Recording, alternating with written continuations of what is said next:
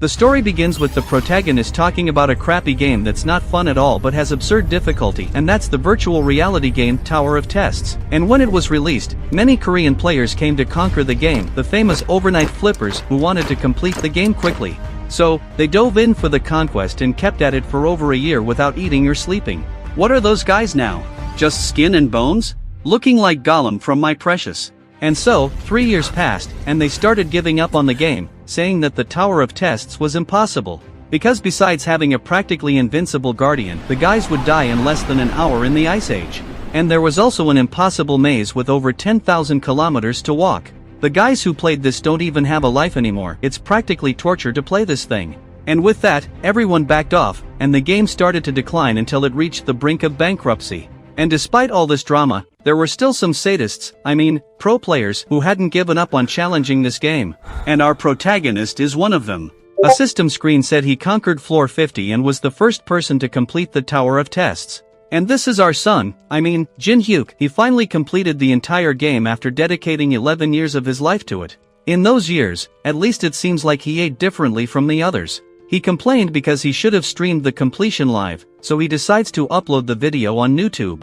The system thanked him for playing the game so far and talked about a scheduled update reboot to happen in 12 hours, so he should keep enjoying the game after the update. That got Jin Hyuk thinking, a bankrupt game like this having money for updates, but now he plans to quit his job as a YouTuber and streamer to move on with his life. He's almost 30 and still only earns $500 a month. The protagonist's setup had 4 screens and a bunch of junk underneath. He remembered people saying he should become a professional fighter, but for now, money is more important. Then the protagonist starts alive, eating, doing that broke mukbang.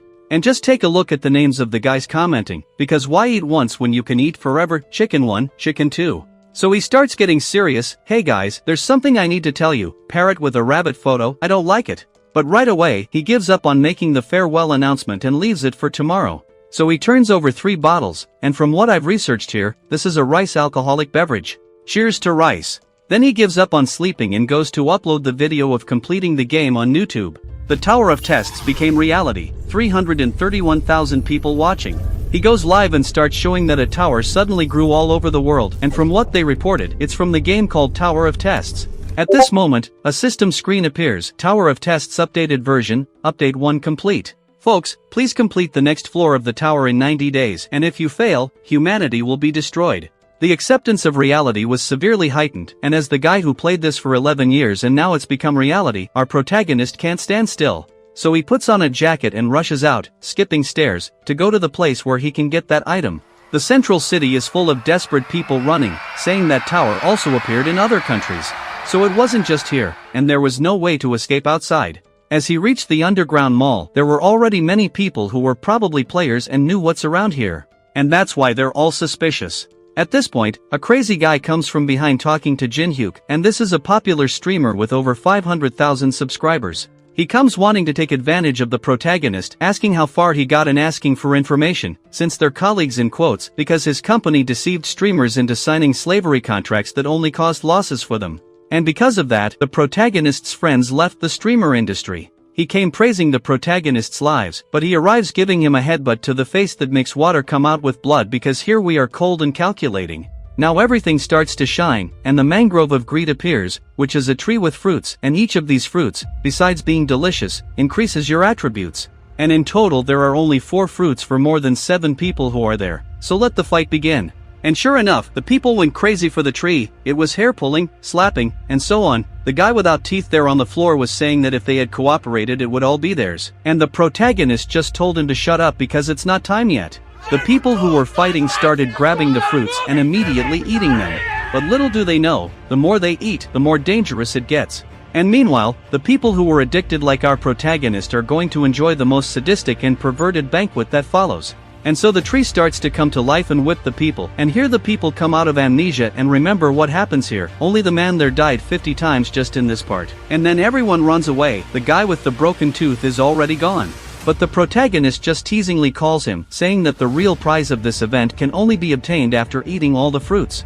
He on the ground asked how so, but at this point, we need to advance from opposite sides at the same time, distracting the tree to reach its core. So the two of them start running, but the other one stops midway and goes back all self-important, saying that the protagonist is stupid to think he would follow him. But little does he know that the protagonist did that on purpose and he was the only bait behind, and right away he took one to the face. The protagonist moves forward, confident as ever, on top of the tree dodging the whips, ninja style, until its core finally reveals itself. And meanwhile, our protagonist is running his hand along its branch, and he's saying that this is the monster of an event, so it doesn't give you experience, just puts you in the Hall of Fame. The mangrove uses vampiric vine abilities. But even though our protagonist is the typical addict who couldn't peel himself away from the game, there's no way he can dodge everything coming at him. But on the contrary, he can defend against some and dodge others using the branch he ripped from the tree, and so the protagonist moves on calmly and stylishly smiling. Until a noise starts, and who was doing that? It was sleep butterflies, a blue animal that spreads sleep powder as a defense mechanism, the late night people's archenemy. But for our protagonist addict, this is a piece of cake, so he just holds his breath and goes straight for the core, until finally he succeeds. The system comes saying that he's the first to defeat the mangrove of greed. So finally, all that time researching patterns paid off. Another screen said his achievements will be recorded in tomorrow's Hall of Fame. What's your name? I won't tell. And so our protagonist decides to keep everything confidential in anonymous tabs to not reveal his plans, but still the system wanted a name, and he goes and sends an unknown one. But to really disguise it, his face will be covered by a mosaic and his voice altered. And now the most important, right guys, we stick our hand inside the tree and presto chango. What came out of there was a biloka known as the essence of the tree. It's good. If that fruit gave 3 strength, agility, or magic, this orb here gives about 12 attribute points, that basic hack that no one saw. Our protagonist, not dumb, eats it and a light appears, and with that, he's a level 1 with 12 attribute points, meaning, the strongest level 1 in the world. Now an hour later, the video is being uploaded to YouTube with only 10 minutes left, because the scoundrel still recorded. With all that happening and before the video came out, the chat already exploded with comments and views, especially from the protagonist's haters saying it was a hoax, but when the video aired, they all shut up and disappeared. And meanwhile, on the protagonist's main account, there were already plenty of people wanting to sponsor him, offering a lot of money, and the protagonist there just wow, since he lived a difficult life and struggled to survive, he was the guy who was always behind on rent and starved to buy junk food and eat live. And if he had received these proposals yesterday, he would have signed right away, but now it's different, he doesn't want to share knowledge with the people. Now the most important thing is to have a monopoly on information. So he turns on his phone, because the next destination is the National Museum of Korea, without wasting time, because in this tower there are artifacts and in the museum is a place where you can get replicas of these artifacts just like a treasure chest. And now probably everyone will run there to try to steal the artifacts, even former top players. Our protagonist won't do differently, so he went to the museum. Right when the protagonist arrives there, he comes face to face with a charred body. So people are already here, according to Jinhyuk. People got very smart overnight because they're here for an artifact called the Great Map of the Eastern Land. But don't think it's the map of Korea, because this is a special map that has magical energy and contains information from the Tower of Tests, like labyrinth locations and stuff, and that's why everyone wants it. And here there are people killing each other and fighting among themselves, total violence, until a man arrives telling them to stand still. Actually, he's this muscular guy trying to intimidate people, saying that whoever moves will die, and the people behind don't care because they're all screwed. Until suddenly the guy turns into a gorilla clapping his hands. Literally he got monster hands or iron hands. The people behind were surprised, and he had to tear his shirt just to show the tattoo there, right? He comes talking with that all-powerful air that the map would be his, until another person arrives, and this time it's an old man, and where's our protagonist who disappeared out of nowhere? But continuing, the old man said he couldn't agree with that. The guy asked if the old man was crazy, but he himself said that his name is Min Junwo, which means live life with kindness and friendship. The angry guy said he's going to shake his flabby parts like it's a chicken's neck. So, the old man continues frowning, asking if he thinks it's quicker for him to come break his neck or to turn him into charcoal. And now we understand why the guy was carbonized at the beginning. It was the old man's doing. And so, he uses fireball upwards, turning the guy into charcoal. Let's see how long our protagonist will keep falling for the fight with him. Then he asked if Yuri got the items. And so the woman with a sinister look summons a big dog from Egypt, so a monster with 3 meters tall and spiked ears emerged, threatening the people behind. And so, the people give up fighting and throw their weapons on the ground. But look who finally showed up. Yes, our protagonist appeared like a shadow with his hand in his pocket, saying that people turned this into a mess, but at least this wasn't torn, and this probably must be that map everyone's after. The woman behind was smiling, asking if the protagonist thinks she's joking. And because of that, she commands her dog to get Jinhyuk. And so the monster roared and came with its spear towards Jinhyuk, who's calm, right, the strongest level 1. The protagonist arrived hitting the monster who didn't even get up, while the people behind are all surprised that his hand is still intact. And well, after our tough guy beat up the monster, the woman still summoned more, and in that she opens her bag and takes out 4 more from inside.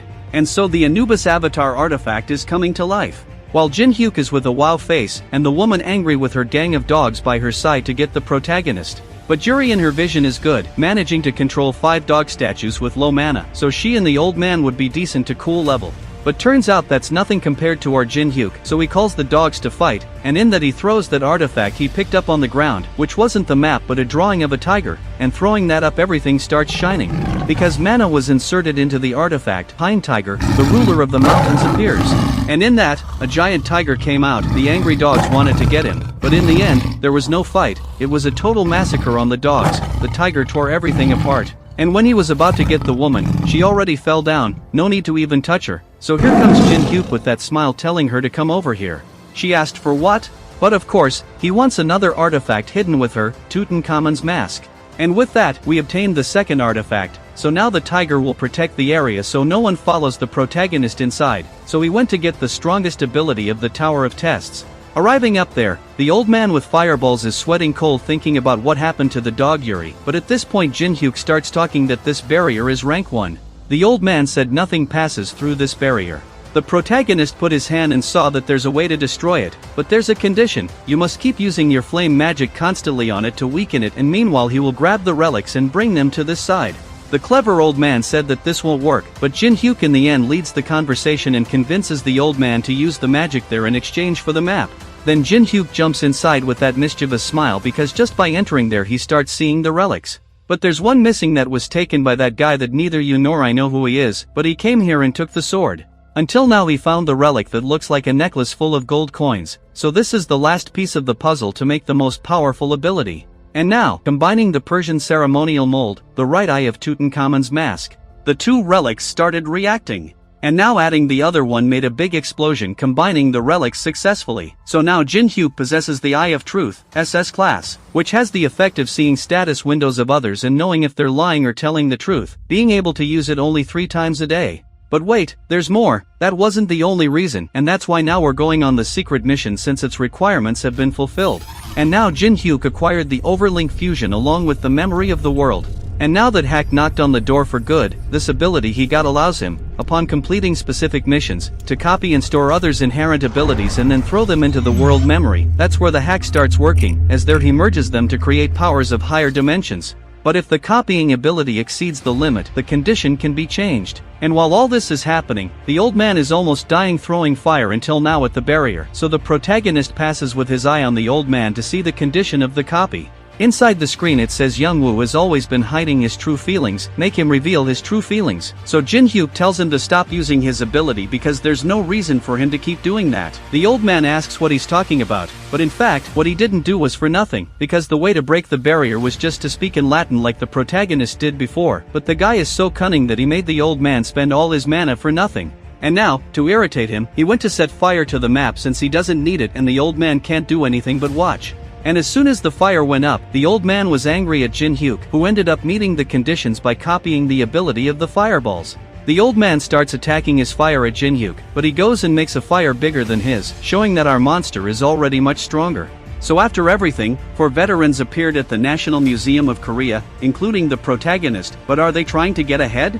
Because here we have the most powerful level 1, the guy is grabbing the best items. And look, it didn't stop there at the museum, the protagonist even threatened the old man saying that he will be in touch soon and in the meantime, he and the dog girl should level up by then. And so, sort of getting 2 subordinates, only they still don't know. But we still have a long way to go to gather all the necessary abilities. And since the protagonist is just one and we don't have the power to clone or anything like that, we'll have to pick only the best of the best.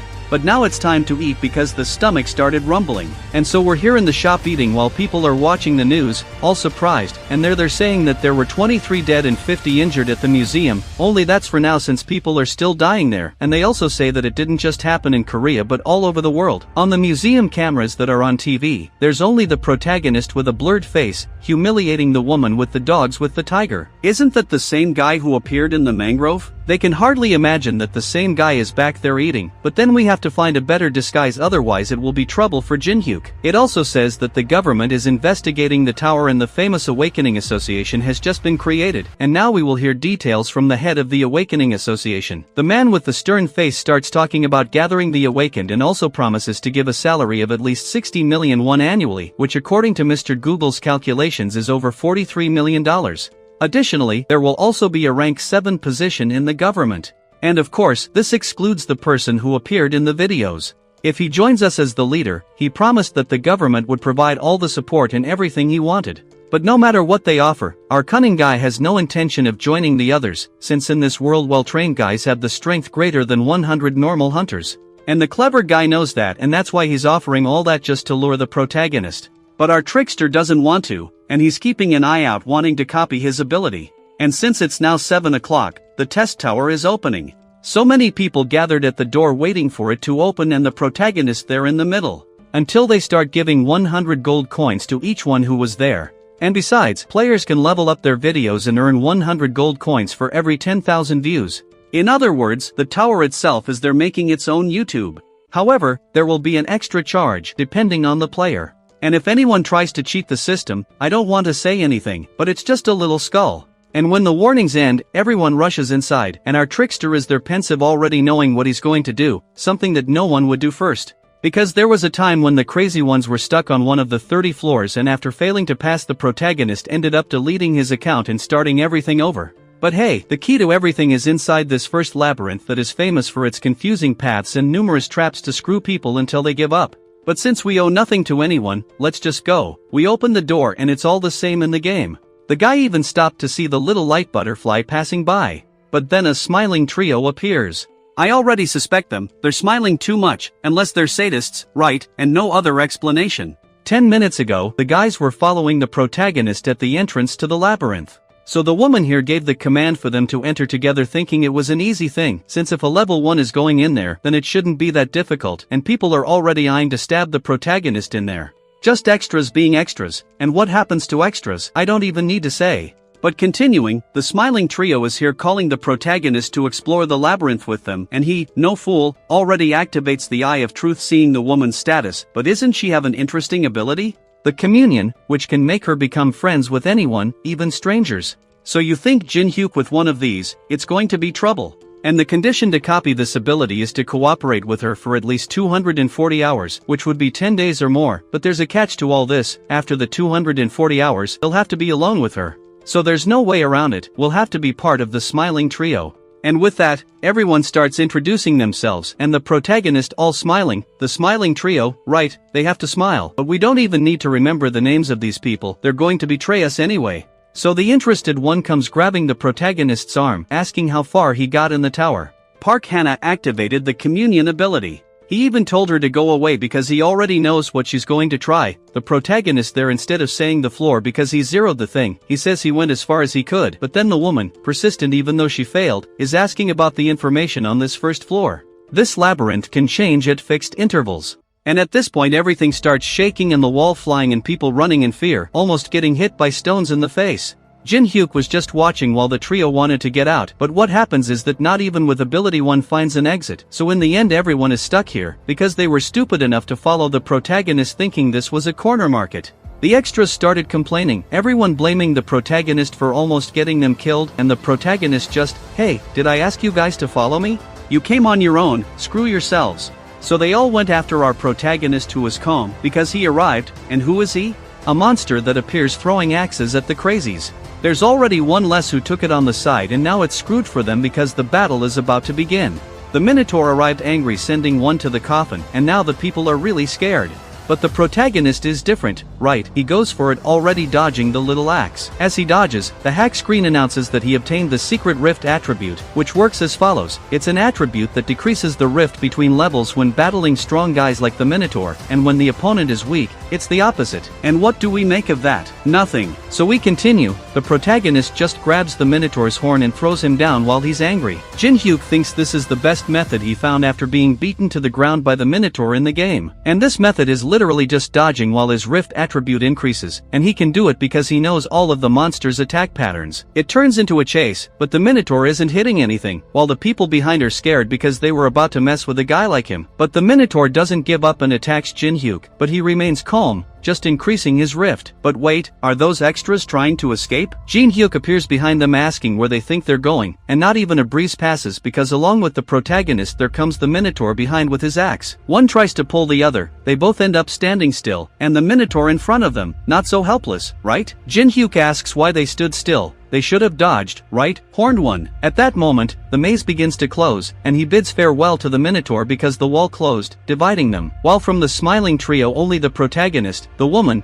and the coward who asks if that thing will come after them again remain. The calm protagonist says that the Minotaur is attracted by the dust of those butterflies, which are actually moths, and since the protagonist touched them, Minotaur will come back soon. The woman asks why on earth he's doing this, but of course, it's to increase attributes and become stronger. So he tells them to rest because Minotaur will arrive soon. They ask how long they will stay here, but in fact, they will only leave in a month. This way their shine vanished, meaning they'll have to escape from the Minotaur for a whole month, if they manage to stay alive. So since the Minotaur is attracted to the protagonist, they have the brilliant idea to leave, but Jin-hyuk, not foolish, starts saying that it will be more dangerous for them to leave like that, who knows what awaits them ahead, and that's why they got scared. So in the end, the trio gives up and says they'll follow him, but, hold on, to get into Jin-hyuk's backpack, they have to pay the price, so he asks for all their coins, and thus the tables turned on the swindlers. And now we're in another corner with a man killing the goblin. And this was a video from the system's own YouTube, a trending video with over 1 million views. This made the man happy because he's making money, but there's a catch. In the video, it shows that he completed someplace in 15 hours alone, but in reality, he had a lot of help that was cut in the editing so nobody would know. But now a comment from the bald human comes in, could this be the lost Saitama? And he's saying he knows someone who completed it in 5 hours except him who did it in 1 punch. And as the man was saying the world is full of haters, a new video starts entering the Hall of Fame, pushing theirs aside. And this was none other than our protagonist being the first in the world to have an item with plus 10 refinement. And now back to the labyrinth, Jin-hyuk is telling the trio to go look for wood and moss for them to use, and meanwhile, let's open the market and buy some things, from tarot cards to a piece of a cartwheel and a parchment. And this might seem a bit silly, but hold on because what matters is how you'll use them. So the protagonist combines the old key with the card and the piece of wheel, which in the end made a wheel of fortune of the Roman goddess of luck, except it's incomplete, but still, it's very difficult to achieve this S-class item because it increases your luck for 10 minutes and can only be used once. Jin-hyuk, not foolish, activates it, maximizing his luck and summoning all the scrolls he bought at the market that have a 0.0000012% chance of refining the item, but now it's 100%, so he made an old dagger reach maximum refinement, and also earned 5,000 gold coins for being the first in Korea to do this. And please come with a trophy for this legend because he truly deserves it. And now we're on the 10th day in hell, the trio in front of the fire with moss beds and nothing to eat besides mushrooms, while Jin-hyuk was sleeping. Yuri remembered that in these 10 consecutive days they had to run from the Minotaur while the protagonist went calmly. Now they were talking to the anonymous ones that appear on these screens, and they're making fun of them, but on the serious side, her guild will take at least 3 weeks to get here, meaning it's another 3 weeks fleeing from the Minotaur, until the coward starts having suicidal ideas of wanting to kill the protagonist who was sleeping and hiding for these 3 weeks. So he grabs a stone and when he was about to hit him on the head, Yuri stops him halfway because she has an even better idea. She has this crossbow stinger that has a lethal poison, because if you're going to kill, you have to do it right, and guess where they put it? In the protagonist's food. And here it's only fine dining, friends, wooden plate, mushroom, and rat bone skewer, and so they eat cunningly, until it's the coward who falls. He got hit with the strongest chili pepper, because in the end the protagonist knew everything and swapped the plates when they had their backs turned. Jin-hyuk stood up saying that streaming secretly is cheating. Yuri tried to play dumb, while the anonymous ones were there in the chat, saying that it was left for them. The protagonist starts talking about the live streaming function, which is only active when you're in the boss room. So apparently we're reporting that to the system, and so Yuri starts getting surrounded by danger. So you can imagine, it screwed her over. Everyone left the chat and they even got a 1-month ban and a warning that next time they'll be banned, and the penalty for the player will be harsh. After that, the Minotaur charged. The girl shitting herself scared behind the protagonist asked where she had to go. He sarcastically asked if they weren't going to poison him, so why would he help her now? But now the conditions for copying the woman's ability were met, which were the 240 hours, and they're alone, so he copied the communion ability. And so now Jin-hyuk doesn't need her anymore. Yuri tried to threaten, but the Minotaur was coming at both of them with his axe. The protagonist jumps up, prepares his dagger and lands on the Minotaur's horn, hitting his neck and descending to the ground. Now he charged again, dodging and using the fireball attack. As it didn't work, he ended up retreating because the Minotaur activated Berserker mode, which increases all attributes by 30%. He comes at them like a madman full of green fire, and one detail, he can speak now too. The protagonist down below prepares the dagger and tells him to come at him, and now it's just axe against dagger. In the end, Jin-hyuk comes out on top, while he remembers he died many times around here, but this time it's different. As his rift keeps increasing, the fight continues, until after so much battling, the Minotaur's 5 minutes end and he loses the buffed mode, and now the protagonist even turns his back looking at the system and he already has 57 rift points. This means he's at the same power level as a level 19, but he's at level 1, and now there are still 20 more days for us to play with the Minotaur. After that, the 20 days passed and Jin-hyuk was still facing the angry Minotaur charging at him, while he was relaxed increasing his rift. Soon the sad Minotaur will pick up his backpack and leave this maze. But today is different, since it's the last day, and so he delivers the punch that knocks the Minotaur out cold on the ground. Is it him getting weaker, or is our protagonist just too strong now? But anyway, this is our last farewell, Horned One. Then Jin-hyuk looks to the side, because now we're dealing with the last survivor of the trio, who from now on we'll just call the intern. And hold on, you'll understand why. So our protagonist arrives saying he's going to hire her for the veteran players company. And that's why Yuri gets desperate, saying she really wants to work for this company. But since she's such a passionate applicant, he asks what she can do for the company from now on. She tries to talk about the communion ability, but no, the protagonist already took that, so she continues saying she won't betray him. Jin-hyuk starts pressuring her until she, crying, sweating, shouts that she'll give him the Brayan ring, as her superior made a deal with the Chinese to prove something strange there. And so Jin-hyuk is thinking, this is the Brayan ring, one of the best items on the first floor, because its effects increase movement speed, magical resistance, and can suppress monster magic. He uses the Eye of Truth to see if she was telling the truth, and as it's correct, he congratulates her. She has just been hired as an intern for the company.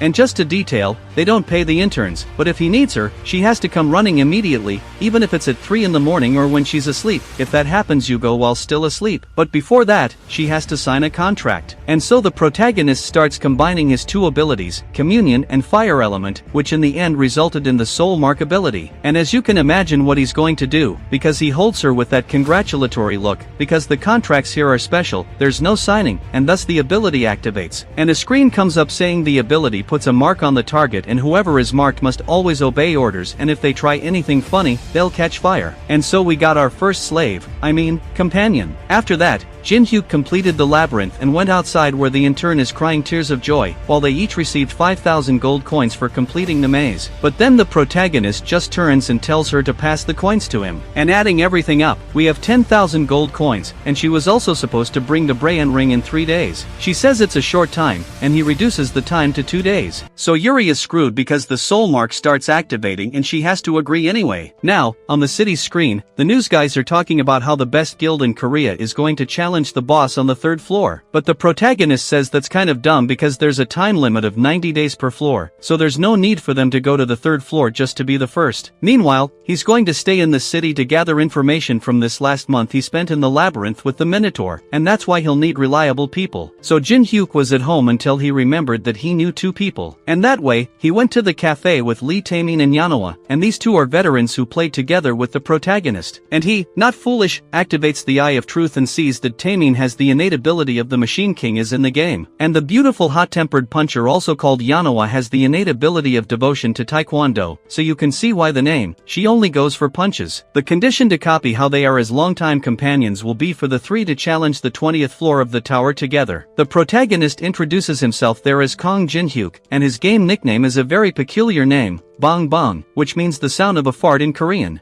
And then they were talking, Jin-hyuk catches up on what happened in this last month about the guilds around the world, the streamers, and that hooded groups were kidnapping and robbing people. But since the protagonist was in the labyrinth, he didn't take the test, and this test is because many people were dying on the second floor. So the Awakened Association created a test where only those who pass can enter the tower, which would be the famous ranks we already know. And from what the protagonist is thinking, that guy did it to prevent deaths and gather players with secret powers, and so now we're going to use it to our advantage. At this point, the author stops to explain what happens after joining the association. Inside, people are judged by their ranks. With an F or lower you are prohibited from entering the second floor, but on the other hand, if you have a high rank, then things are different because you'll have several connections with the best guilds besides having a bunch of people sucking up to you. And so there are three types of people who come here: those who want to qualify to climb the tower, the stick men who come to judge the ranks, and those who announce their ranks to the world. But meanwhile, there are a bunch of reporters taking pictures. But wait a minute, isn't that our intern? She has her hair down today, but the focus shifts to the muscular guy with little hair, who came to look at the intern and the other guy to take the test. And so the security guards start clearing the way, pushing the crowd, until up front Jin-hyuk is with his friends. The silly extras arrive telling him to get out. The protagonist looks mocking as always, saying he got his ticket and is here waiting. Then the hot-headed guy goes up to Jin-hyuk pointing his finger, who just uses his eye of truth. And to copy his ability, Lethal Stealth Attack, the protagonist would need to increase his friendship with the target or maximize his hostility to copy any ability. And while the guy was cursing,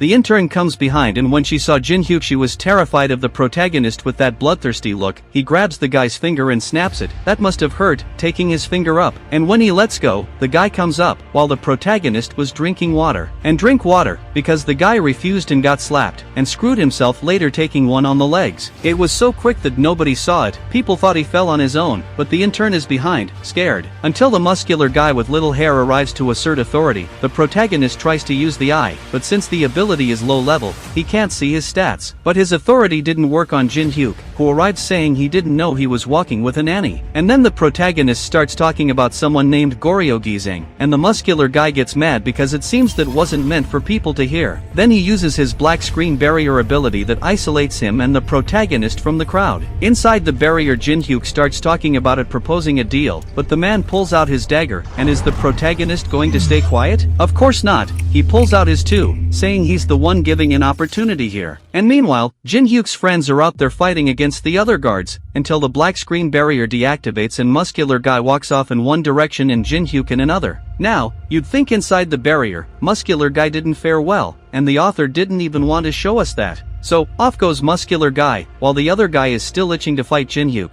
but he just gets a neck pull to make him quiet down, meaning muscular guy is putting the kid to sleep, while he's swearing revenge. So Jin-hyuk copied one of his abilities because hostility was at its peak, which was the Breath of Light, an ability used to control breathing and heartbeats. And now the protagonist is excitedly heading towards where the ranking screen is. The intern is in first place and is ranked 1755. Then the man calls the next one, and Jin-hyuk enters. Inside the room the man says he should hit this magic crystal, and it doesn't matter if he's using an item or magic, just give his strongest blow, like those Dragon Ball machines where people test their strength. Jin-hyuk took his dagger without using any item. It was just a level 1 slash, the strongest. Then the man asked him to hit this small crystal here, but the protagonist goes straight to the big one, a medium level crystal. While the man is telling him to go for the small one, he just activates the rift and sends a cutting blow to split the crystal in half, leaving the man with his mouth wide open because nobody has ever done that, maybe not even the other rankers. So, startled, he goes to report to the supervisors. But the protagonist stops him, telling him to delay this report for a week,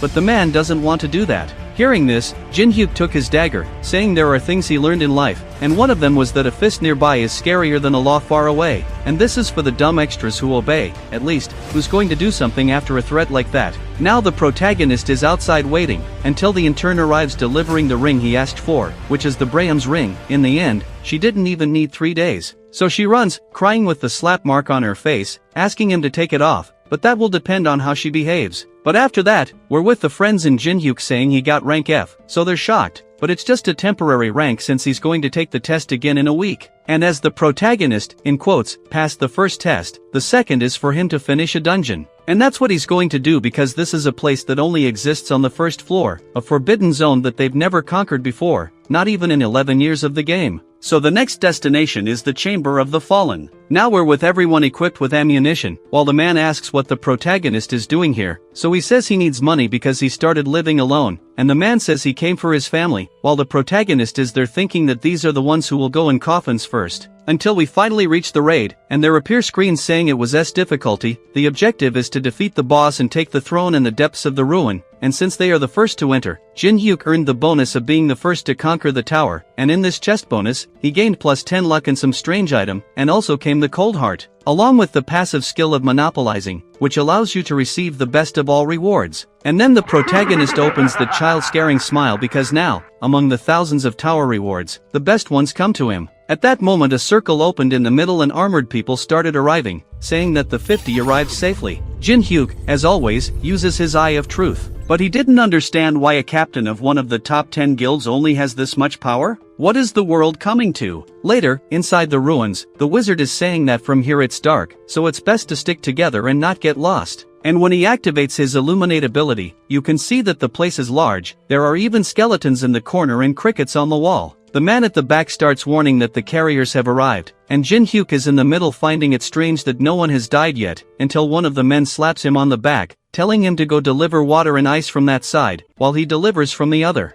And meanwhile, the protagonist is noticing that there are foreigners here, and it's funny that they call every blonde hair foreign, so when a Korean dyes their hair blonde, do they become foreign or what? The symbol on the armor of those people was from one of the most powerful guilds in Europe, the Zion Guild, and there's even a short one among them. Jin Hyuk, intrigued, activates communion and goes to bring the glass of water to the short girl wearing a helmet. And when she took off the helmet, just look, she's a beautiful blonde. And this person was the youngest daughter of a powerful family in Europe who has divine power and can both attack and defend and also serve to heal the people, better known as the heroine who saved a country from the outbreak, the Saint of Amsterdam Teresa. And now we understand why no one has died yet. While she was drinking the water, Jin Hyuk tried to use the Eye of Truth, but failed because it was high level, but luck and adaptability attributes neutralized the level difference. Teresa's status is very good in addition to the copying conditions, as she is a player who is in the top 100 worldwide. You have to save her life in a dangerous situation to copy any ability. She thanks while Jin Hyuk is smiling because this is a chance to copy one of the most powerful paladin abilities, the Blessing of the Stars. Now it's like, how are we going to make this happen? Then the scene cuts to the men falling to the ground because they hit the Guardian Sentinel, and the Guardian of the Ruins now saw the invaders. The captain was asking who was the idiot who touched that. But even with people dying and the Guardians surrounding them, the captain wants to continue inside without any reinforcements because they have Saint Teresa. And when the guy comes to warn, the guy says it's all good, until he gets slapped and disappears. Then the guys crap themselves with fear. And where the captain was, the generalized monster battle begins. And now the group that was screwed saw Teresa saving everyone with her sword. Until on the carriers, the uncle almost went in a coffin, and now the protagonist is getting into action, tearing apart the creatures and sending fireballs to save the family man. At this moment a figure passed by, but it was actually Teresa who took the man away. She turns around saying she thought Jin Hyuk was a good person, but he's threatening a non-combatant with a dagger in hand. So she thinks it was him who awakened the Guardians, and she's wanting to attack. So you ask me what she smoked, because she's not doing very well. Then she comes running up and hits the ground, telling him not to resist because she doesn't want to hurt him. And she didn't want to hurt, but just made a huge funny hole in the ground. So Teresa keeps going until Jin Hyuk gets tired of the game and dodges, sending her to the ground. He points the dagger at her face, saying it wasn't him who awakened the Guardians, and if it had been, she would already be checking if there's bread in heaven. Until one of the men appears in the back asking why they're fighting. Then she realized the misunderstandings and apologizes, asking why he hides his identity. The protagonist says it's for the same reason she's doing the class mission in secret, and actually, he's also looking for a paper oath and an item in secret. And since he knows everything about this ruin and the items they want are in the same area, he asks if he can go with her. And now we go back to the weak boss who's crazy because Teresa wants to explore alone separated from the team. Then she gave several excuses, and in the end, he had to accept, but she was supposed to meet them at the edge of the map. Then she says she'll take a carrier to help, and when she looks to the corner, the guys are all suspicious, each looking in a different direction, not wanting to go. Until Jin Hyuk raises his hand saying he'll go, while the old men are telling him not to because it's dangerous. So the protagonist starts acting as if in a soap opera and convinces everyone. And so he went to accompany Teresa until they reach the place, and down there it's full of monsters surrounding a coffin with a barrier. And from what Teresa said, the oath that the protagonist wants is inside, so they have to get rid of the monsters and that barrier to get it. But a warning screen appeared saying that the owner of the camera is staring at them, but this time it wasn't just the protagonist who saw, Teresa was also seeing. She says maybe he recognized her, even though he might have recognized our conceited Jin Hyuk. Then she asks what they're going to have to do, but then it cuts to her jumping down activating the warrior's song, which increases attributes by 3 for 10 minutes. And the reason for that is that she needs to attract the attention of the zombies, and as soon as she activates the first one, the monsters come running, but she still activates the strengthening of divine power and goes after the monsters with her sword, while the protagonist walks calmly stepping on the heads of the zombies. Until there was an explosion from the side and the secret undead appeared, which is this giant skull. Jin-hyuk is happy, but the headless knight comes at him, and he keeps dodging and trying to attack. But the protagonist's plan was to use the black thunder from the giant skull to destroy the barrier because it's a very strong blow capable of sending veterans to the grave. So when he was about to launch the attack,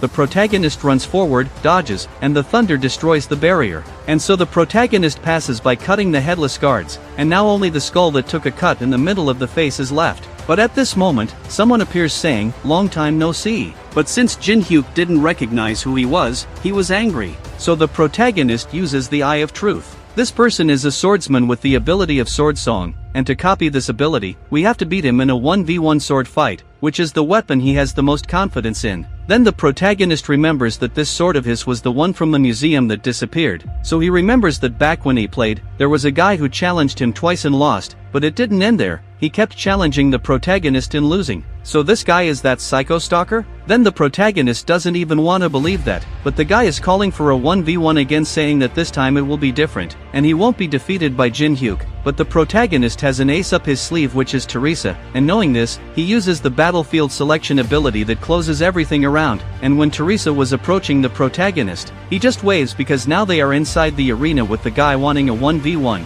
He activated the manhwa ability that increases his attributes by 10% and decreases the opponent's by 10%, but the protagonist gives that smile because an absurdly disadvantageous situation was detected, and the special condition of the fusion ability was activated, which is when the guy is in a disadvantageous situation for the copying conditions, and so the conditions are modified accordingly, and now the copy was approved before the conditions were fulfilled. So only the S-Class Sword Song ability passes here, which increases the understanding of swords by 200%, so even if we got one of those, we could go out cutting monsters, and with it copied, the guy comes up not knowing anything. Jin-hyuk summons his dagger and goes on as if nothing with his sword, which makes the guy angrier as he says this is fun. Then the guy starts using the sword energy ability, but the protagonist just dodges to the side saying he's really using such an ability against a beginner swordsman. Then Yusung points his finger, but the protagonist's dagger will end up breaking like this, so he puts this pill on the dagger and activates the fusion ability, merging the sword zone with the demon soul pill, resulting in the unique SS-class ability Tomb of Swords, just to show you how much Jin-hyuk is overpowered because now he increased his sword understanding level by 500%. After this, the guy struck a pose because now Jin-hyuk is going to have this stalker for dinner, and so he activated the Tomb of Swords and the Night of the Black Moon, and even though this isn't the full strength, Yusung was scared because this was supposed to be his chance to defeat the protagonist, but all of this is going downhill since within the game, it was defeat, and now even outside of the game, he prepared so much with photos and techniques but can't surpass the protagonist, meaning, the guy is just an extreme level stalker. So he goes for it, and the protagonist goes along cutting off all of his abilities, and appearing like a shadow behind, because you're going to be eaten, and then it was just one sword strike that Yusung tried to hold, but couldn't and almost broke the sword falling to the other side, and now it's another victory for the protagonist. And according to Yusung, this was battle number 138 and that's why he gave up asking Jin-hyuk to send him to the grave, but the protagonist says that next time will be 139, and he starts with a whole speech that the tower is no joke and needs strong players like him, and the reason he seems so kind is because we need to wait 60 days to copy another ability from the same person, so now we're just fattening the cattle to copy everything later. And so he activates communion. And then Yusung leaves asking what his name was, but the protagonist acts tough and doesn't say. Then the guy leaves calling him fart of shit, which was his name in the game, and Teresa stays behind not understanding anything. So later, the Bumbling Club is analyzing the terrain because there's an enemy ahead. The guy says the monsters are coming, and at this point, an iron golem arrives with a white-haired elf. Actually, it's not just an elf because from what the weak captain is saying, this is a high-ranking vampire, who welcomes them and says he is a blood relative serving Jinzo, who is the mistress of these ruins. The weakling sweating points the sword thinking he's going to do something, but the guy doesn't care, stands still saying he has a proposal for them, and the proposal is as follows. They either quietly go with him or half of the troops will become today's dinner, meaning they choose whether they become dinner here or ahead. So he uses abilities that leave the weakling speechless. Then we go back to Jin-hyuk, the fierce talent copier, and Teresa using her divine purification on this crystal, which is the Frozen Tear, another stolen item that ended up in the hands of our copier because the thing has SSS difficulty, since it enhances the magical power of the person, but if it's not purified beforehand, the user will receive a fatal damage, and that's why Teresa is doing this. So here we find the multitasking woman, and using the thing, the protagonist increased his magical power by 12, so he was happy and so were we because more hack means more supporting characters will get a beating. But at this point, a screen appears for Teresa saying that the camera master sent an invitation, which was to save the weaklings club that surrendered to the vampire and find the camera master, and if she accepted, all the monsters and traps leading to the last room would be removed. Seeing this, Teresa doesn't even think and starts to rise because she's going to save the people, but she's afraid she won't be able to defeat Jinzo and will become a toy in his hands because even with the scaredy cats together, that would be difficult. The stalker Yusung starts to get up to leave, but before he passes by Teresa saying he's going to give her some advice, and the advice starts by needling the protagonist as always, but he's sure now the only person who can defeat Jinzo will be that idiot. So he starts walking and Teresa goes to the protagonist saying she wants to hire him for a group, but the contract fee he says is not cheap, but she accepts saying she'll give him all the coins to help fight against Jinzo. Now she's speaking our language, 100% contract closed. So the monsters fall asleep and they reach the door, but there's so much energy that Teresa even takes a step back, but the protagonist goes ahead saying that in fights it's not always the strongest who wins. So whatever happens, just trust him and let's go. Inside the hall are the vampires and the camera boss on the throne, and actually this Jinzo was a vampire kitty with white hair known as Alice. The protagonist arrived asking if the weaklings were safe. Then she deactivates the ability and everyone appears on the floor, all tied up from head to toe, almost ready to become that dinner. Just throw it in the pot and cook it. Jinhyuk activates the eye and finds out that it was this guy who awakened the guardians, and she comes saying she called them here because of the scent the protagonist emits, and this was the sweetest scent she ever felt, and of course, she's talking about blood, right guys? And because of this scent, she's all stimulated wanting to give some kisses to Jinhyuk, saying she likes to savor the things she eats. But wait, this is getting weird already. The protagonist still thanks for the goodwill, but he has no intention of living as a luxury snack bar. Then the woman gets angry, shooting lasers from her hand, because here it's dictatorship. Buddy, your words mean nothing, you'll serve us food anyway. But hey, folks, would you like to spend 60 years being sucked by a vampire like this? But after this, the protagonist steps forward saying he'll give something sweeter than his blood. But the vampire says that for them, there's nothing more important than blood, so she won't change her mind, and he says even if this offer is your freedom? Then she widened her eyes, while the people get angry saying they'll tear him apart. But she stops everyone and tells him to take responsibility for what he said. So the protagonist stands up, puts on a mask, and says his name is Kong Jinhyuk, and as a representative of the demoniac humans, he will free her from this place, and these demoniac humans are the guys who rejected humanity for money and power, and for that, they joined the monsters of labyrinths and ruins. Jinhyuk continues to say that he contacted the temple on the 27th floor and the fact that he is here and fooled all the barriers was sent by them, and when he mentions the temple, the guys get scared until the vampire says that if he knows about the temple, he must not be lying, but she won't trust him because anyone can say they can, and besides, he is too good a tongue, so she won't trust him,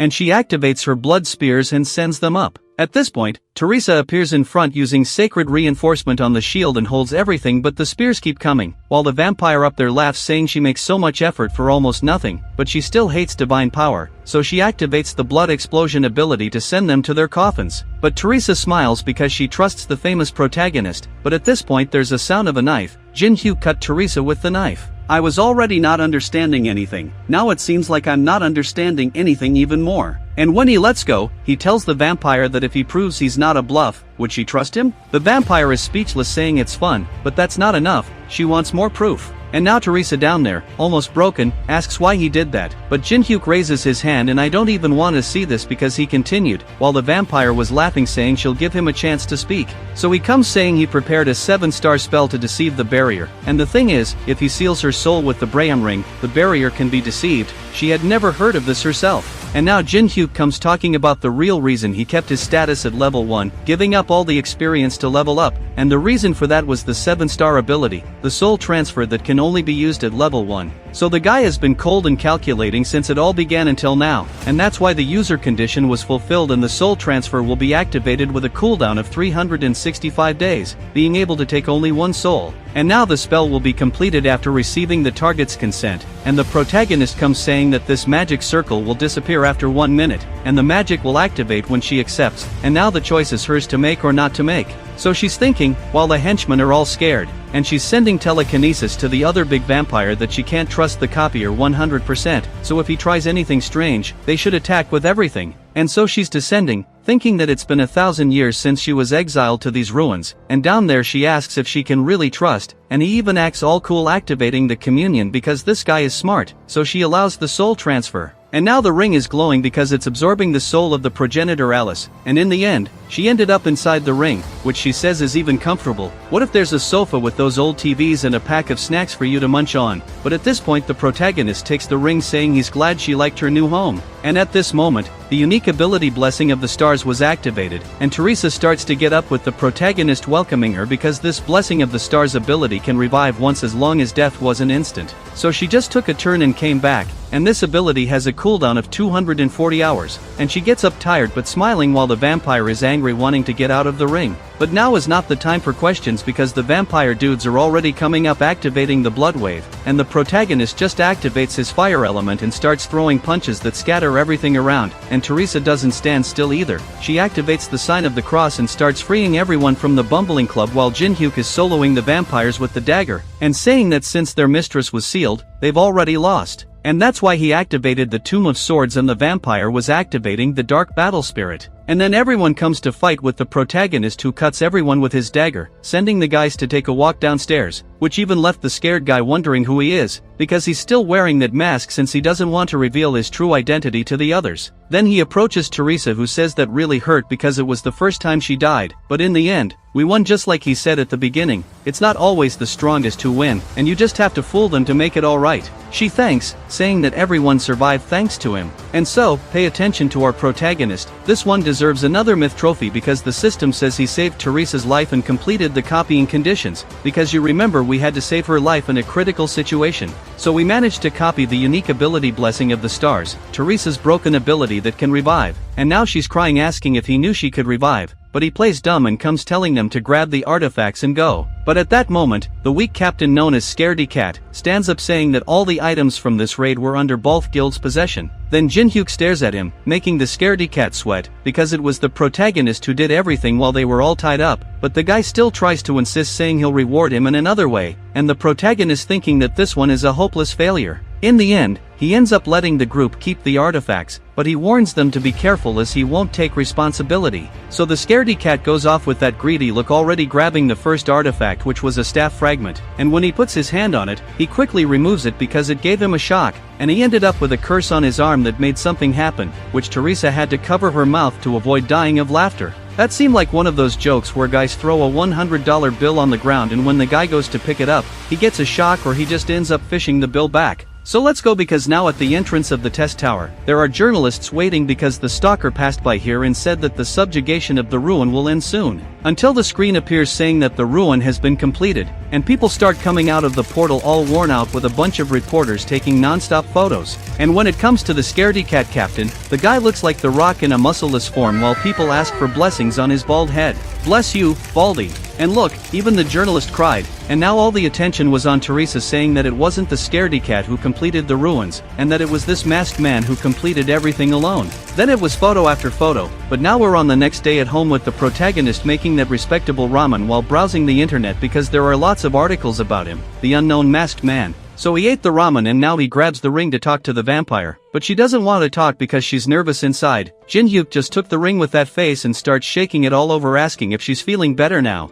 but she's still stressed out. Then he spins it going up and down like a tornado until 3 hours later Alice is asking for mercy. So the protagonist injects magic power into the ring and she comes out wanting revenge, but when she stops to see, she's very small, not even reaching the protagonist's waist, because the scoundrel materialized only a part of the sealed power, so this would be the miniature version of Alice that can't even use 1% of the true power. But even with this restriction, the small one is still strong, but he says that what he said in the ruin wasn't a lie. Afterwards, while the woman is crying, the scoundrel keeps saying that he'll help her achieve the freedom she desires, but he'll only do so if she helps him. So, if she assists him, Jin-hyuk will eliminate all those who betrayed her and regain the position of leader of the Ataraxia family. A few hours later, a new video was sent to the Hall of Fame, featuring the protagonist facing off against all the vampires at once, and people were thoroughly impressed in the comments. Later, we arrive at a massive building. Then Jin-hyuk puts on the mask and kicks the wall because we don't know where the door is. And inside, it's full of men in suits, so the protagonist is going to ignite the fire because he's going to knock them out with punches to the mouth. Now, it showed the rooftop of the building with the boss arguing with a guy who was in a very strange position upside down. That's because he screwed up activating the guardians in the ruin and messing up the guild's reputation. But the main reason is that he couldn't send Jin-hyuk to the grave because this was the Black Crow Guild that he had humiliated before. But at that moment, the walls started to explode because the masked copycat arrived making his grand entrance asking who's the leader of this place. And the guy who was doing a handstand goes up wanting to impress his boss, but Jin-hyuk just takes off the mask and slaps the guy who falls on the other side. And now let's sit down while the guild leader is angry pulling out his gun. Then he comes forward with his mighty mustache, but Jin-hyuk cuts his sword in half with a coin. He just puts his foot on the table because now they're going to have a little discussion, and the guy is still saying that he did all this just to get revenge because they tried to kill him thinking it was nothing. But of course, you have to do that and a little more, right? Because the protagonist starts throwing coins at the man's face, who falls to the ground with his face all bruised. And look at the audacity of the extra trying to threaten Jin-hyuk by saying that the guild guys will hunt him down. But that's not quite how it works with our thief because he's just going to grab more coins and ignite the fire because he's going to trade in the same coin for what he said, which left the man with the mustache desperate. And then it was just one fiery coin that sent the mustache guy plummeting down the building, putting an end to him. So Jin-hyuk walks over to the guard on the ground and says the only reason he's alive is because of his sister, understand? And now he tells the other guard, who's pretending to be dead, to get up because here you don't hide anything,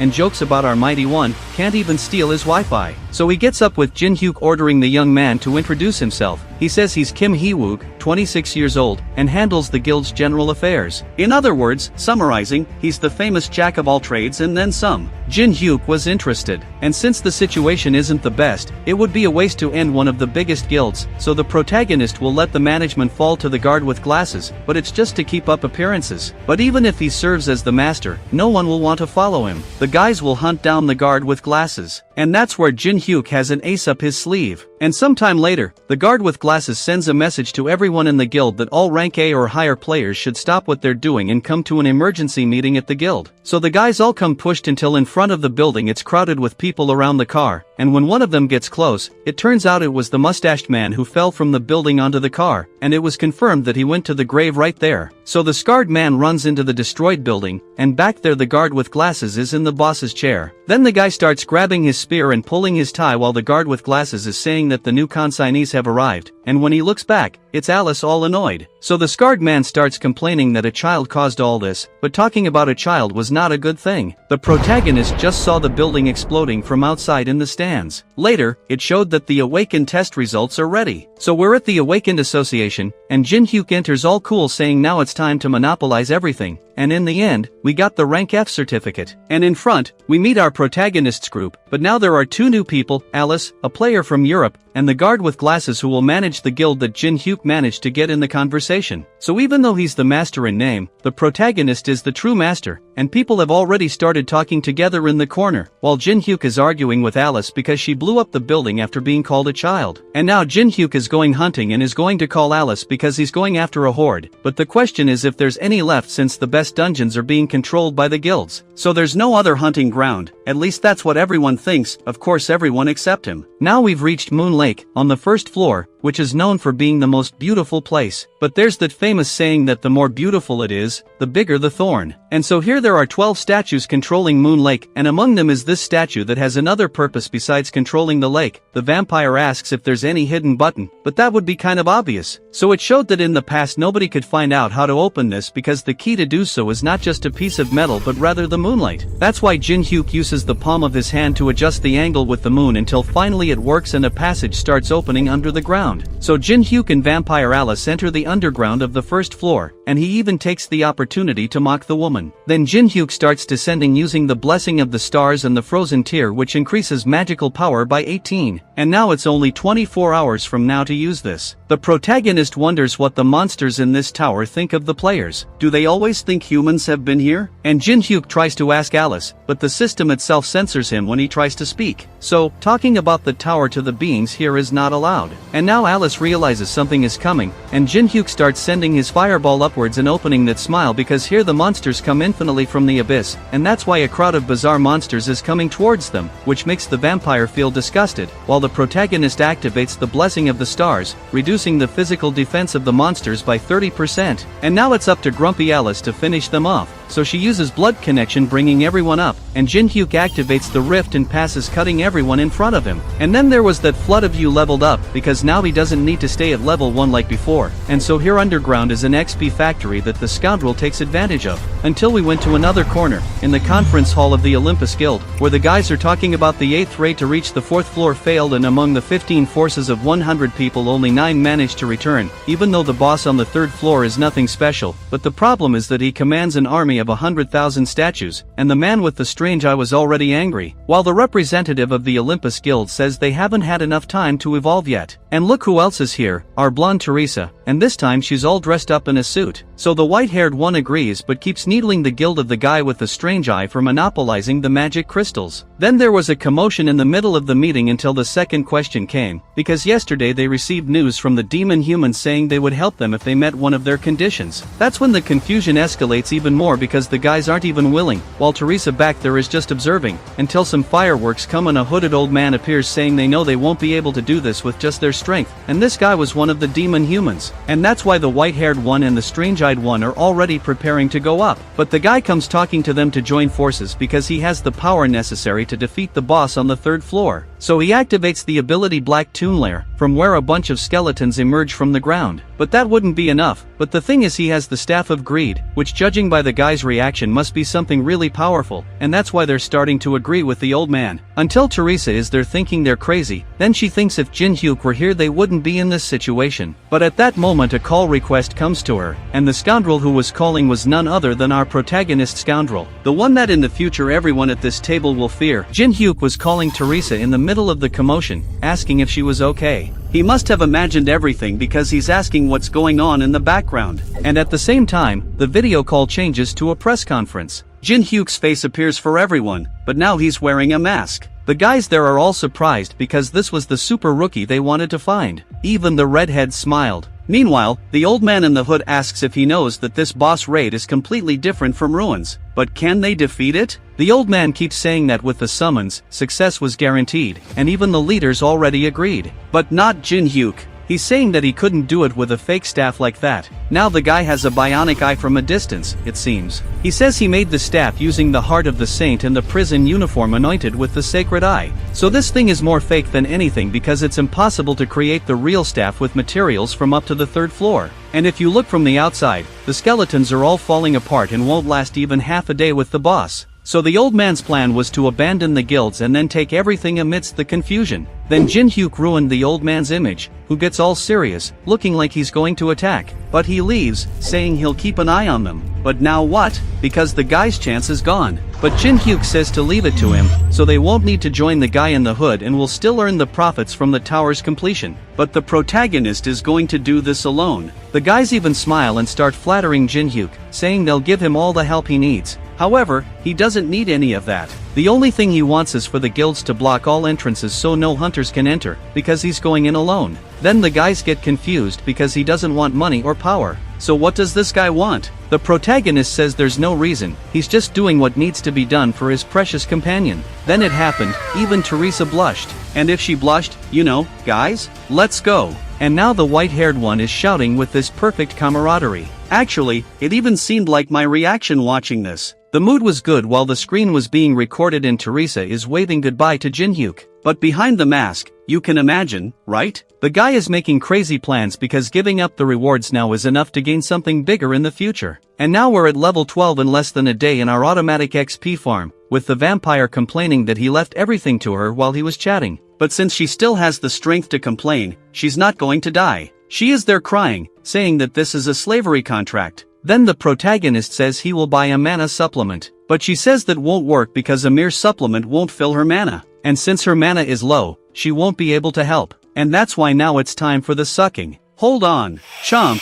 In the end, the protagonist was sucked through a tooth straw. So now let's go shopping. Jin-hyuk bought a bunch of useless things, from sticky grass to spider webs, but as we know, all of this has a purpose for making something. Therefore, from now on, we're going to be very busy because they have to reach the end of the first basement floor today. So, there goes the protagonist and Alice jumping headfirst. He's going so smoothly because he's jumped this more than 100 times in the game. Upon reaching the end, he activates reverse gravity, which only gives a glide. But at the same time they arrive, Alice notices something, and Jin-hyuk just lights the torch while they are surrounded by insects everywhere. And back there is the dog that roams the desert, Anubis. Anubis says he was planning to have some fun since he was the first human to get there, but the protagonist ended up coming down too fast. But while he's talking, Jin-hyuk wants less dialogue and more face-punching. But the dog doesn't like it and stands up, saying that a god wouldn't fight directly against him. And the vampire is even trembling, while Jin-hyuk is just in the trust and lets go. Because the dog activated the skilled judgment of Anubis, which activates after the target answers 3 questions. The conditions for copying this thing were to destroy the vessel containing Anubis' consciousness and make him lose his patience. Well, losing patience is what Jin-hyuk does best. So Anubis asks the first question, which was if he heard about him from the vampire he brought here. The protagonist confirms. Next, he asks if he's after the hive, and his answer was that it could be sold for a high price on the black market. The last question was if he really thought he could leave after stepping into Anubis territory. Jin-hyuk says that if he couldn't at least do that, he might as well give up on everything. The conditions were met, and Judgment of Anubis was activated, starting with the protagonist having all attributes reduced by 50% in common and innate abilities sealed for 1 minute. Anubis then selects the first champion to fight against the protagonist, the giant dark mode mantis. The protagonist, unfazed, summons a music box that plays a specific song and cannot be destroyed until the music finishes playing, because now it's time to dance while the mantis comes at him. Following the rhythm of this music, the protagonist is dodging everything because the beats of the music are aligned with the skinny one's attack pattern. And this, Jin-hyuk discovered after more than 100 times falling here.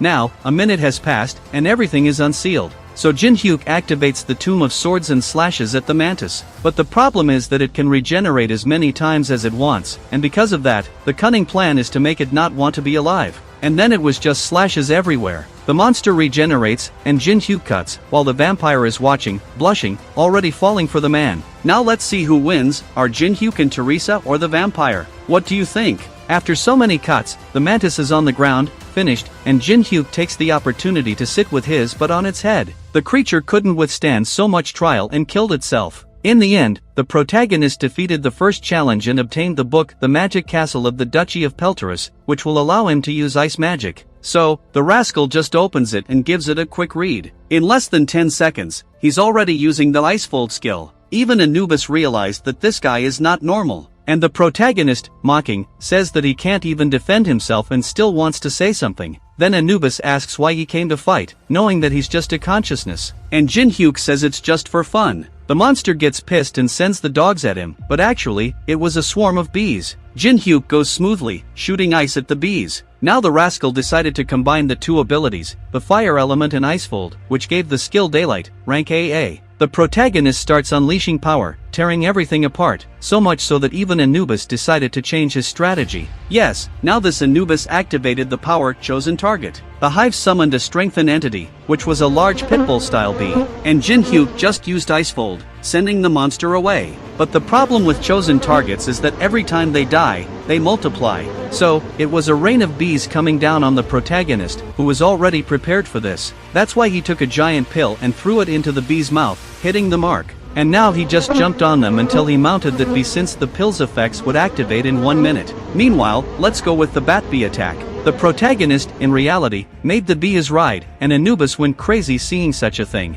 Jin-hyuk is speeding along with his bat bee being chased by the swarm, until he uses the unknown cube, trapping them inside, and then he uses those things he bought in combination. And then, just to give the final touch, he activated the fire element, causing an explosion inside while the pill activated. Because of this, the bees are dying and dropping giant pills. Jin-hyuk actually created a giant pill factory because if he wants to face the boss of the third floor who commands an army, he needs to have something of equal stature to match him. So, as the bees multiply after dying, we're just filling our pockets, while Anubis doesn't even understand what's happening, until he concludes that this was all planned from the start. Therefore, Anubis destroyed the hive to stop more bees from coming out, just when things were getting fun. But Anubis said that this is disrespectful and that it would be better for Jin-hyuk to climb this tower and survive because he himself will cast judgment on Jin-hyuk when the time comes. Thus, the vessel of Anubis was destroyed, and the conditions were met. Jin-hyuk received the judgment of Anubis, which is that thing Anubis used with the 3 questions, reducing attributes by 50% and preventing the use of abilities for 1 minute. But, if he abuses this ability, the punishment of the gods might fall upon him. Now even the gods have expressed hostility towards him. At the end of this game with Anubis, Jin-hyuk is already at level 19 in less than a day. He adjusts his attributes until he receives a video call. This time it was the sore loser calling, asking where Jin-hyuk was, but the cheeky one says it's none of his business. Then Yoo-sung says he has a proposal to make. According to him, in 24 hours, the association will host a martial arts tournament for players ranked AA and above. He wants Jin-hyuk to participate in the tournament with him for another fight. But this doesn't interest Jin-hyuk because it's a waste of time. However, Yoo-sung makes his master move by offering an invitation ticket to the black market, a secret auction house used only by wealthy members, where they can buy powerful items with money. Now, that video Jin-hyuk sent was chosen as a highlight, the one where he recorded himself making the deal to solo the third floor boss in exchange for nothing. He only cut the parts where the old man in the hood appears. The comments exploded while the video already has 50 million views. Since he receives 100 coins for every 10,000 views, 50 million equals 500,000 coins. Even after taxes, it's still a good number of coins. Jin-hyuk is totally bored, yawning, and wondering when this damn tournament will end. But the guys are still fighting up front. Wasn't this supposed to be a martial arts tournament? Why are they even using magic? It ruins the fun of the game, doesn't it? They need to go back to Dragon Ball to learn how to hold a tournament. Besides, the guys are also filming to show they mean business. So Jin-hyuk remembers that he will receive Yoo-sung's invitation if he agrees to fight him. He even tries to excuse himself by saying he doesn't have the rank, but Yoo-sung says that the champion gets 2 choices, choose one of the divine relics or the chance to name a player who didn't participate in the tournament, who would be some lucky person in the audience. He also makes sure to say he will defeat Jin-hyuk in front of everyone. So, the smashing is happening in the arena. And look, even the old fireball guy and Yuri appeared, while the guys in suits are saying they are powerful. But this white-haired guy, who is the CEO of the Black Cloud Guild, rank S, says he only has eyes for one person, our Yoo-sung in the arena, who had previously refused to join his guild. At this moment, the guy with glasses arrives, saying that if he were there, it would already be over. Over with him getting beaten up, right? Let's cut to the battle with Yoo-sung slashing everyone and being the champion of the martial arts tournament. In the interview, he says he will choose his opponent instead of the relic. Then, he looks up, pointing his sword. Even the guy with glasses gets happy, thinking it was him. But in fact, it was the one up there, our Jin-hyuk. The journalists look around and find out that he's a rank F. Everyone is confused, while Jin-hyuk just jumps into the arena, saying that Yoo-sung needs to learn how to give up.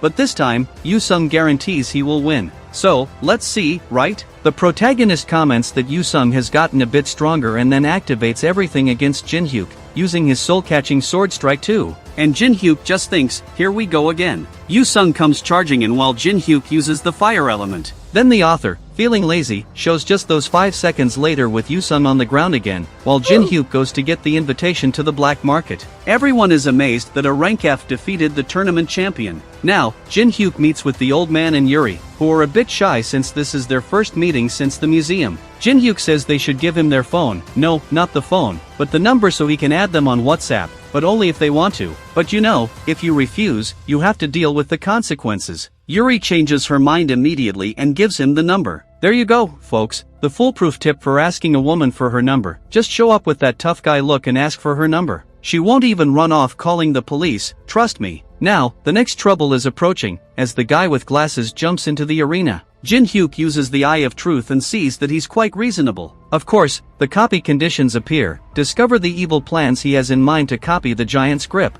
He thinks the system knows too much. So, the guy arrives, saying he didn't come to fight but to say some nice words, and invites Jin-hyuk to shake hands. That gave away his plan because, using the Eye of Truth, the protagonist realized he just wants to defeat the winner to draw all the attention to himself. The conditions were met, and the protagonist gained the Giant's Grip, rank B. Jin-hyuk thinks that when this was a game, he didn't have many chances. But now that the game has become reality, everyone's abilities are just waiting to be collected by him. Then the guy goes to shake hands, inviting Jin-hyuk to join the guild. But Jin-hyuk shakes the guy's hand, using everything, but he doesn't move an inch and uses Anubis Judgment, bringing the guy to his knees in front of everyone, screaming in pain. Then he comes at him with the other hand, and Jin-hyuk just slams the guy down. The guild leader arrives, furious, breaking everything, saying he worked hard for this moment. Using the Eye of Truth, it's clear the guy is strong, but the copy conditions would be to destroy his pride to copy the unique ability, Blood Demon Chi. Jin-hyuk suggests dropping the fight. The guy freaks out, claiming Jin-hyuk is chickening out, but Jin-hyuk simply doesn't want to destroy a guild master right now. The guy, driven by rage, charges using the Blood Demon Chi. Jin-hyuk just uses daylight, summoning the dagger, and confronts the guy, who was sweating bullets, even though he had faced the second-floor boss head-on.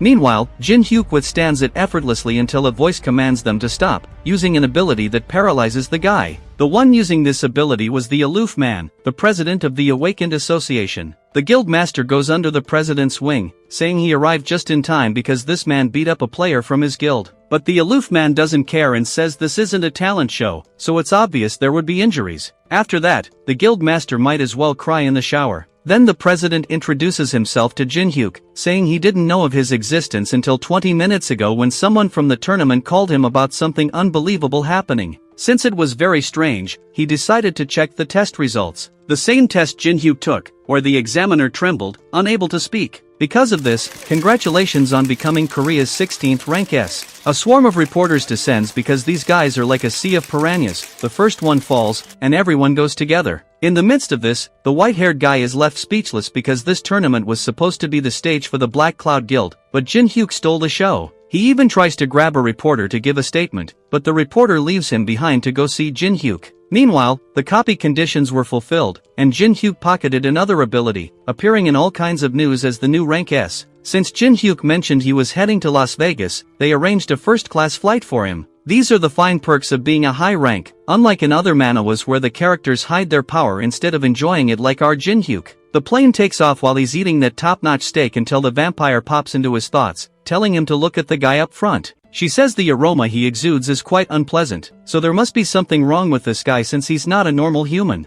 Jin-hyuk just uses the Eye of Truth and, by the copy conditions, sees that he is a demonic human, from the same group as the hooded old man. Then the blonde guy approaches, asking if Jin-hyuk is the new rank S player. The guy says it must be fate that they met there and invites Jin-hyuk for a drink. But the guy is too naive to pull this off with Jin-hyuk, who agrees just for fun to see how far he'll go. They chat, drinking that quality cognac, each smiling more than the other. Then the blonde guy says the real reason he went to Korea was to expand businesses related to the Awakened, but he has a small problem. He asks Jin-hyuk if he knows the masked guy, and the fool says yes since he declared he would solo the third floor. The guy says he was going to join the third floor raid before that, but the masked guy told them not to interfere because he needed to do something there. Jin-hyuk casually asks if he knows the masked guy personally, and the guy still agrees. He got caught in the act, telling such a story to Jin-hyuk, who just continues playing along while the guy invites him to the third floor boss room. Jin-hyuk keeps feeding the rope. The blonde says he is a rank S and can act on his own, and besides, he could also obtain a secret item in the boss room. Then, it can't get any more meme-worthy, or maybe it can, because the guy claims he's a businessman. He then pulls out the Elixir of Legends, which can cure any disease and regenerate a destroyed heart. Jin-hyuk is shocked that such a thing is in his hands. The guy says he'll give this elixir as an advance if Jin-hyuk signs the contract. Just by looking at the contract, it's clear something is off, so Jin-hyuk rejects it. The guy comes back with the usual sales pitch, saying he had high hopes for him. He's taking the elixir back, but oops, Jin-hyuk already snatched it and says he's cautious but also greedy, and he needs to have everything he wants. Then he breaks the guy in half because the spell backfired on the sorcerer. Jin-hyuk uses some power that shakes the whole plane.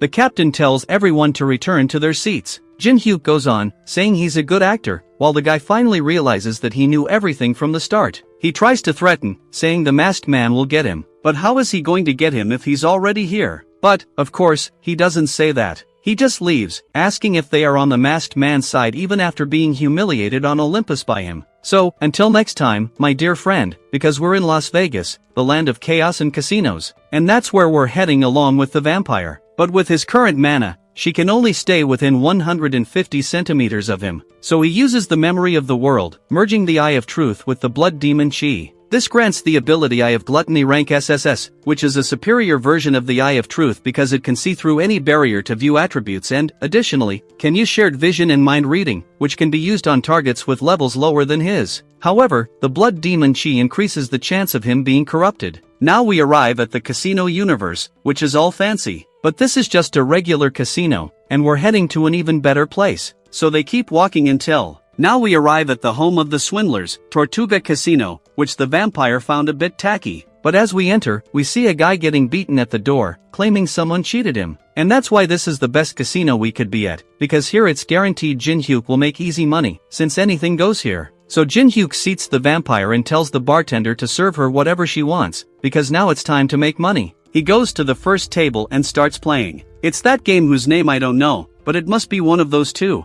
Then the guy says he'll raise the stakes, and Jin-hyuk keeps adding 5 million chips. But at this point, he starts asking the guy various questions. You can already guess he's going to use that thing, the Judgment of Anubis. The guy makes his move, but when he turns his cards, it's a pair of jacks, even though he was sure he had replaced it with his ability. According to Father Google, this guy is in big trouble. After this research, I'm already heading straight to the casino to make some money too. But wait, I'm not Jin-hyuk.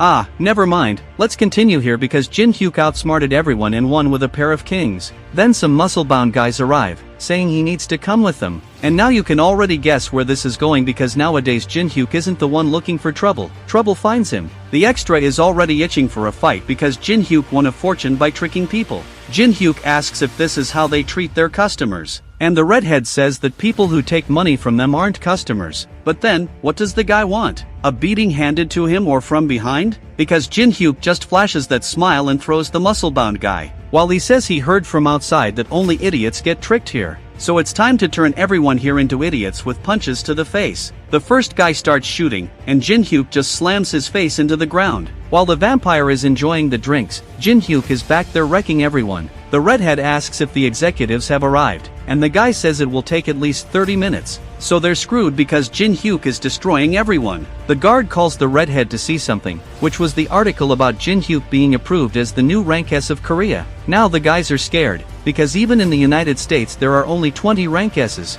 So if Jin-hyuk wants, he can destroy the entire casino alone. The guy tells everyone to stop and starts kneeling, apologizing for the lack of respect. While Jin-hyuk is giving that good old excuse, saying this is absurd. And because of that, he'll have to take the money he won, plus compensation for the mental damage they caused by trying to kill him. So in total, let's call it $10 million or, if they prefer, they can close the doors today. Jin-hyuk pressures them and takes the 10 million home, since he'll need that money to spend at the auction. Now the car that will take him to the auction has arrived, and inside everything is covered so people won't find out where it is. So, Jin-hyuk arrived, and the vampire was already eager to leave the ring. She left saying that this place is indeed worthy of a noblewoman like her. They enter the auction house, where some people are chatting, while the vampire smells that bad smell again. Upon investigation, it turns out to be the hooded old man. The blonde guy ran to call the boss, but it seems the situation turned sour for him, as he got a good beating for losing the elixir. Jin-hyuk uses the Eye of Gluttony and sees that the old man is powerful in necromancy. The conditions to copy the ability are completing education in dark magic and receiving an A+. But this is a somewhat difficult condition to fulfill. Jin-hyuk taunts, saying he received something valuable, and now the old man wants information about the masked one. Jin-hyuk says to discuss this another time and starts to leave, but the guy says unfortunately there won't be another time. Jin-hyuk brushes it off, saying it's not his problem. They are leaving while the vampire is excited, asking if she can wipe them out, but now is not a good time, as they need to buy some things at the auction. The black market auction begins, and the first item is a meteor that fell in the state of Arizona. Currently, no artisan can work with meteoric iron, so this is a good time to buy cheap. Jin-hyuk turns economist and bids 300,000. Immediately, the hooded old man bids $1 million. Their plan is obviously to buy everything Jin-hyuk wants. Thinking about it, Jin-hyuk can make him spend a fortune and then steal everything from him later, as he always does. The bidding continues, Jin-hyuk bids, and the old man raises. The next item was found in the Mayan civilization. Jin-hyuk bid 500,000 without even hearing the rest because he has a plan. Immediately, the old man raises. Jin-hyuk keeps raising until he makes the old man pay 3 million. The scoundrel continued to do this for a few more rounds, making the old man spend a lot of money. Even the blonde guy asked if it wasn't better to stop, but the old man said he would get all the items Jin-hyuk wants and try to negotiate in exchange for information. The next item is the first chessboard. Jin-hyuk already made his bid, and the old man keeps raising. It continued until Jin-hyuk offered 10 million, which was all the money. The old man immediately puts 30 million on the table, already excited, saying Jin-hyuk will have to kneel if he wants that item. At this point, the vampire stands up offering 100 million. The old man is stunned as she tells Jin-hyuk that's how it's done. The old man raises to 110 million. She puts 200 million on the table. The old man resorts to saying she probably doesn't have these 200 million, while the auctioneer asks her to show some proof of her finances. She just opens a hole in the middle of the deal, and a bunch of gold coins falls out. Just one crown that the dude picked up to look at was worth 500 million. In the end, the vampire had everyone kneeling at the auction, and even Jin-hyuk clapped for her. Now the hooded old man stands up and says they'll go with plan B. So, the blonde guy goes one way and the old man goes the other. Meanwhile, Jin-hyuk is getting the item with the vampire, until there's an explosion back there, and the blonde guy comes through, swiping at everyone. In the end, the extras are looking to be feasted on by Jin-hyuk, on top of having to deal with the vampire. So, Jin-hyuk arrives saying he's crossed the line. The blonde guy starts summoning a bunch of creatures, so, he's another disgusting necromancer. He comes at them with everything, and Jin-hyuk just dodges by pulling out his dagger, because they can't waste time in this fight. He activates the cemetery of swords and starts cutting everything, while the blonde guy comes all happy summoning another troop of creatures. That's the problem with fighting a necromancer. They make the opponent lose mana non-stop before attacking for real. But Jin-hyuk isn't playing around today. He says he'll burn them all before they're resurrected, so he uses the daylight. The blonde guy already has a plan in mind to separate the creatures before the raise, but when he tries to do that, everyone's feet are frozen. Jin-hyuk took advantage of the light to cast ice without anyone noticing, and now it's just an explosion towards the blonde guy, who's already on the ground while Jin-hyuk sweeps the monsters. The blonde guy tries to run, but it doesn't do much, since Jin-hyuk is good at aiming and sends a precise shot. He arrives saying that for the next 30 minutes blood will slowly fill his lungs, and as the blood accumulates, he'll suffocate to death. This must be the second most painful way to die after being burned. Jin-hyuk says he can end the suffering if he talks about the demonic society. The scoundrel, seeing the opportunity, tries to speak, but his throat doesn't work. So, he tries to write, but Jin-hyuk steps on the dude's hand, saying he has no choice since he doesn't want to speak. From the start, Jin-hyuk wasn't going to listen, it was all part of the plan. Jin-hyuk leaves while the blonde guy is dying. Further ahead, he sees those auction items lying around and starts combining everything and storing it in his pocket, just Jin-hyuk being Jin-hyuk. At this moment, the auctioneer appears thanking him for saving him and, about the items, lets Jin-hyuk take them because he saved the auction and the auctioneer's son. Jin-hyuk smoothly exits, looking for his next trouble. You can see who's the tough guy in the story. Now we come to the third floor of the test tower, where, without the X-Men, Cyclops and Jean came to do some work in the deep web soil. They're entering the Aversion Cathedral in a heated discussion until the big-nosed guy arrives saying they're comrades who survived for over 10 years, even though they're always trying to kill each other. That typical frenemy. The reason the big-nosed guy called them was because our Jin-hyuk appeared on the blacklist. But the girl doesn't care much about that because her bosses were known to have climbed up to the 20th floor. So, Cyclops says they have more experience because they're always in the tower, but they barely imagine that our Jin-hyuk was the lunatic who completed all the tower's floors. The masked guy knows he can't underestimate him. The mission is for both to follow the hooded old man. They both go along, until we cut to Jin-hyuk's friends training upstairs. After almost sending his buddy to base, he calls Yanawa over to see something, which is a video of the masked Jin-hyuk doing a livestream in the Temple of the Horned Trees, located on the 3rd floor. If he answers all the tree's questions, he'll receive an item with a skill. The problem is that the questions are designed for no one to get them right. Jin-hyuk is in front of the tree about to ask his first question. She thought he was done for. In the end, the tree says that if he answers all the questions, he'll receive a type of maple leaf. If he answers at least one wrong, he's screwed. The first question was about the depth and temperature that the marine species Kelgorn can inhabit. The guys outside already see this isn't going to go well, but Jin-hyuk answers effortlessly. The tree moves on to the next question, which was easy for Jin-hyuk. In the end, he answered all the questions correctly. As promised, the tree gives him the maple leaves and asks Jin-hyuk to choose between red, yellow, and green. According to Mr. Tree, the red ones have a fire attribute, the yellow ones increase defense, and the green ones increase movement speed. Yanawa says she would choose the green ones to face the boss. But Jin-hyuk is lost in thought, seeming like those romantic comedies, but he wants the secret black leaves. That's when the tree gets a sour face because he knows about those but tries to dodge the offer. But with Jin-hyuk, these things don't work, and he threatens the tree until it hands over the black leaves.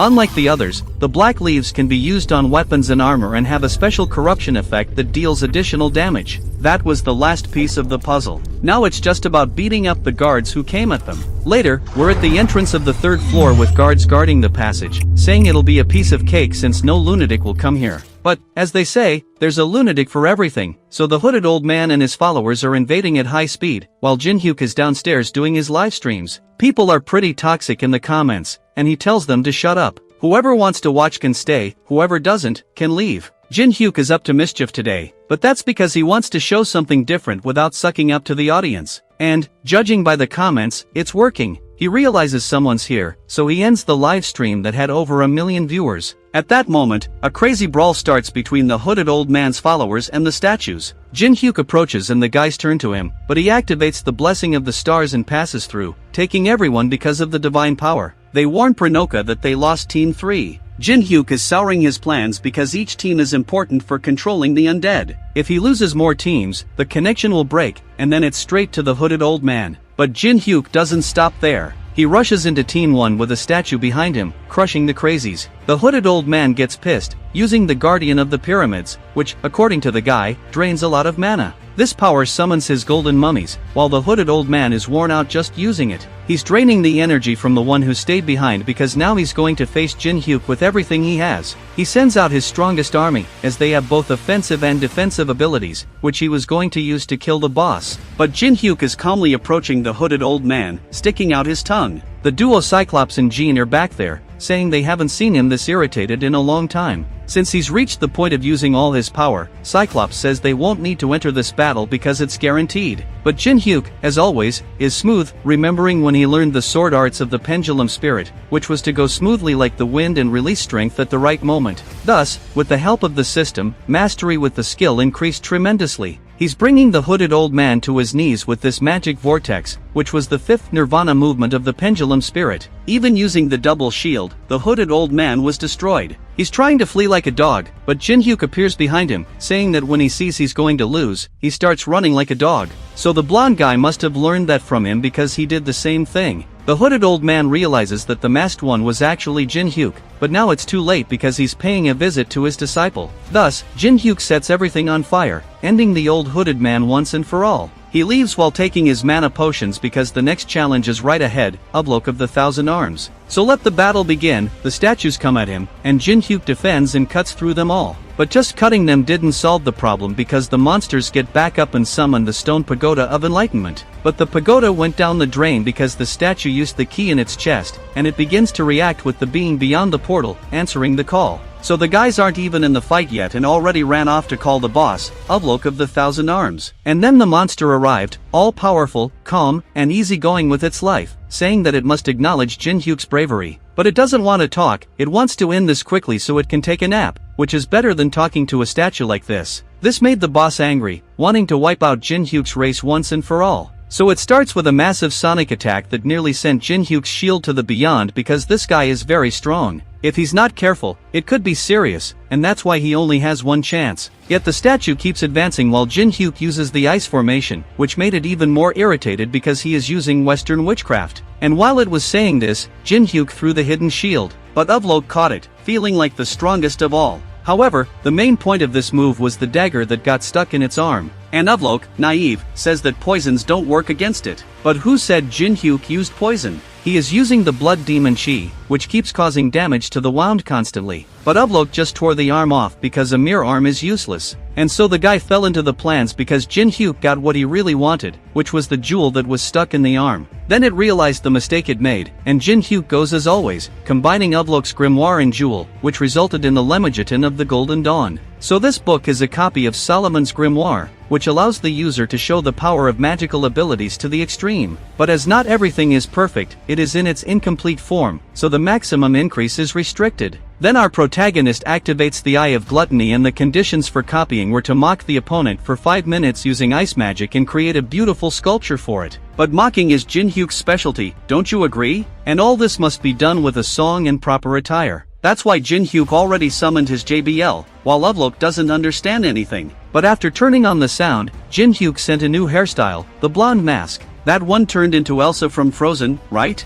So beautiful that it was bursting with rage. Just kidding, you can hear the noise from my house. And then it activated its unique ability, Mandala, and charged forward with everything, while Jin Hyuk went cold and icy with his advanced version of the ice wave. And Cyclops Group still can't believe it because he put on a song, turned blonde, and started using ice magic. And look, not even the two of them together could stand up to this monster statue. So Jean was thinking about getting out of there because they need reinforcements, but Cyclops doesn't want to leave and risk losing his beloved promotion. But when Jin Hyuk encounters these guys, they will be in trouble with the sadist. And now it's time to use the coin, because Jin Hyuk realizes there are people above. And just by glancing away for a second, he almost got hit. But he charges forward using the glacial formation, which even I felt at home because it's so cold. Then they started exchanging powers until Lovelock used the inescapable grid and began firing a machine gun of shots. Jin Hyuk defended using the glacial formation while he was surrounded, and Lovelock finally took his spear from his waist. But while he was mocking,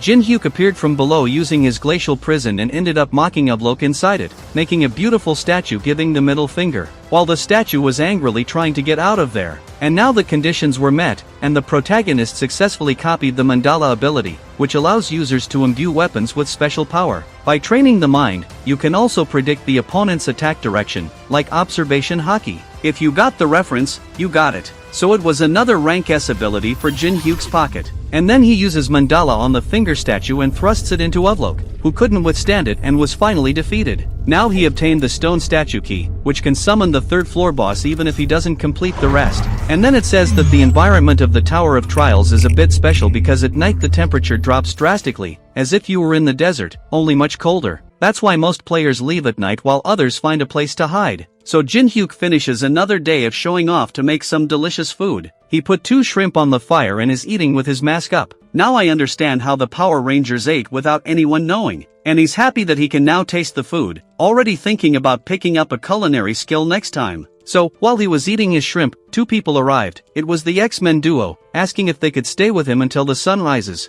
It doesn't even seem like Jin Hyuk had cleared the whole floor before. So, the guys just sit down smiling while Jin Hyuk, the cook, offers a shrimp dish. With that, the woman was eager to eat, but Cyclops steps in front. Also, knowing Jin Hyuk, it's pretty certain there's a sedative in there. And Cyclops says he doesn't trust someone who hides their face. So Jin Hyuk asks if they want him to take off the mask to feel more comfortable. It was like missing just the extras jumping for joy. But before that, he invites them to play a little game of asking each other questions, divided into turns to ask 3 questions each. And if they answer all, he'll take off the mask. But then, if there are 3 questions, you already know what he's going to use, the power of Anubis. And clever Cyclops was already planning to send some lies and see who was the unknown. So, they agree. And Jean decides on the famous coin toss to determine who starts first. She picked heads, and it landed heads. Sure, there was some trickery involved. So, thinking, she decides to ask if he came here with companions. And Jin Hyuk says he came alone. On his turn, he asks why they were hiding. She says they were just waiting for the right moment to enter the temple. Now, on her turn, she asks why he scales the tower. But he starts talking nonsense until, in the last one, he asks if the association of demonic humans really thinks people like them can stand up to him. Then the woman smiled, saying he really is strong, but now he must be tired after facing the old wizard along with Lovelock.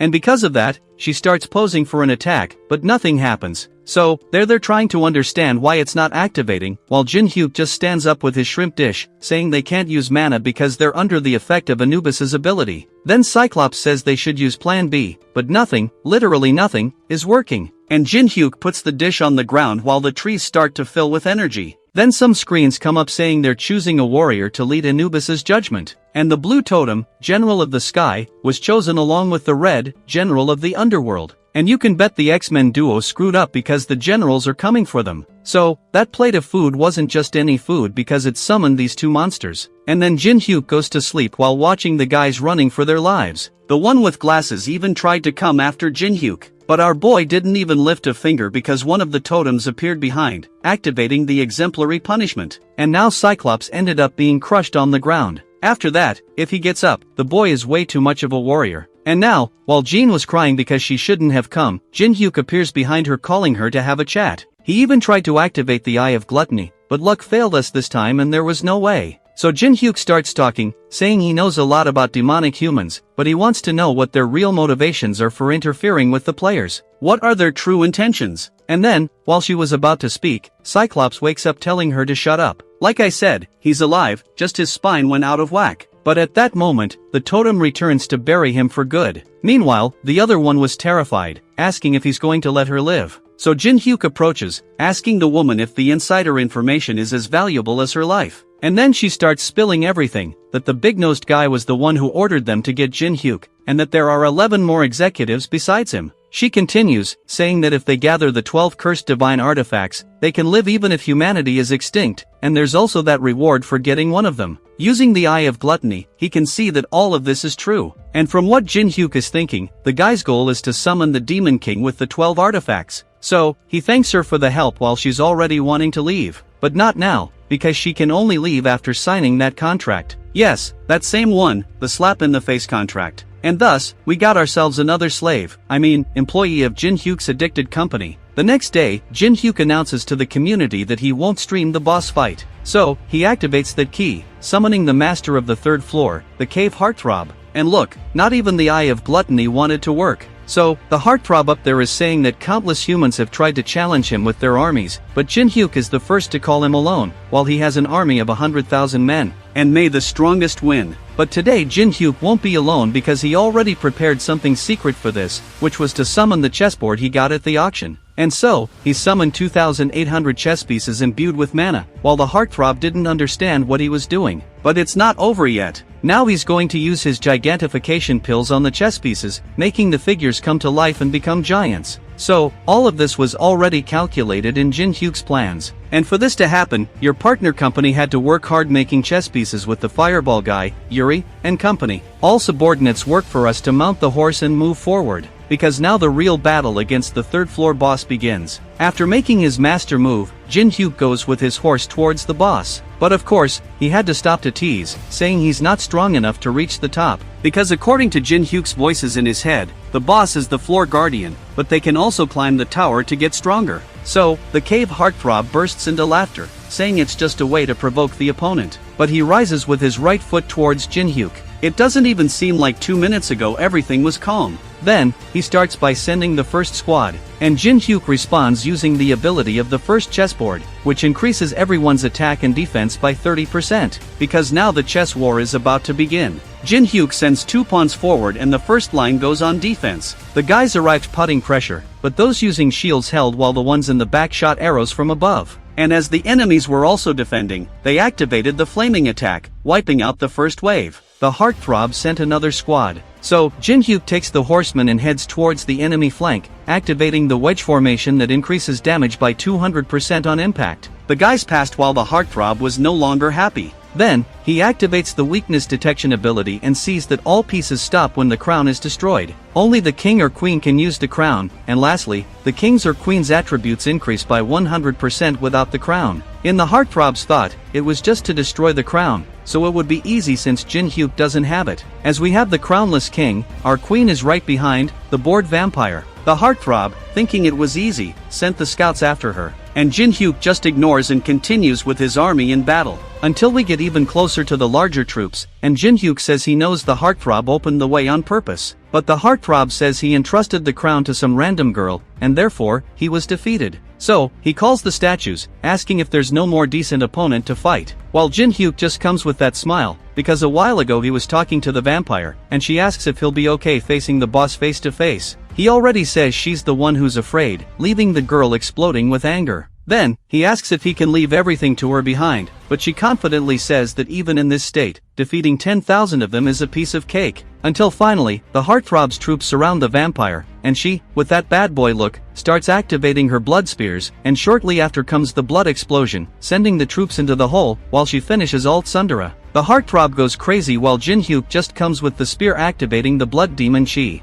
and the hack only showed up to say hi because a new attribute was received, mental collapse, which causes continuous damage, and the attack target won't be able to differentiate friend from foe, so there'll be a big fight among them because Jin-hyuk launched it forward. The thing was so powerful that it started bringing enemy troops onto his team, and one of the giants began attacking the other while the cave heartthrob was afraid up there. And Jin-hyuk arrives activating his glacial formation and blocking the rear exit. And now the guy failed at everything and was trying to run. He tried to do like the old man and his disciple. His luck was that the guardian defended. So Jin-hyuk jumps up, using the mandala that entered communion with the glacial formation. Thus it was checkmate in a single arrow, which pierced through the giant and hit the heartthrob squarely. Now he can finally go back to his cave because the boss of the third floor was defeated and the fourth floor is opening up. The remaining time until the next floor is 90 days. Jin-hyuk's team, along with the rest of Korea, has already received the notification that the third floor has been completed. Meanwhile, Jin-hyuk is leaving in explosion style. Plus, by defeating the heartthrob, he leveled up a lot and is putting all the attributes into mana. Now, it's time to collect the rewards. When you defeat the boss, you can earn treasures of different colors. Up to the 10th floor, you get the red treasure, which is the lowest rank. But, since it's for Jin-hyuk, the system adjusted the prize and gave an orange treasure. It must have been because of the Monopoly skill. Jin-hyuk puts everything in his pocket because Monopoly's effects only bring very powerful items to him. Meanwhile, in the conference room, the guys are relieved that Jin-hyuk succeeded. They say this is the birth of a new hero because thanks to him, humanity has another 90 days to prepare for the fourth floor. Meanwhile, one of them is angry because they're relieved, as now all the views will go to Jin-hyuk's videos. Teresa, in the background, asks what the hell he's talking about because if it weren't for Jin-hyuk, they would have joined forces with the old man after failing many times. No one said anything against him because they all think the same thing. So Teresa throws in the towel and says she'll withdraw from the conference starting today. The guys don't want her to, saying this is a group that can't leave or enter as they please. But she just turns her back and leaves because she trusts her life to Jin-hyuk. Now we're with him on the beach, wanting to stay at a luxury hotel. Until the phone rang and it was Yanoa saying that Grandpa isn't waking up.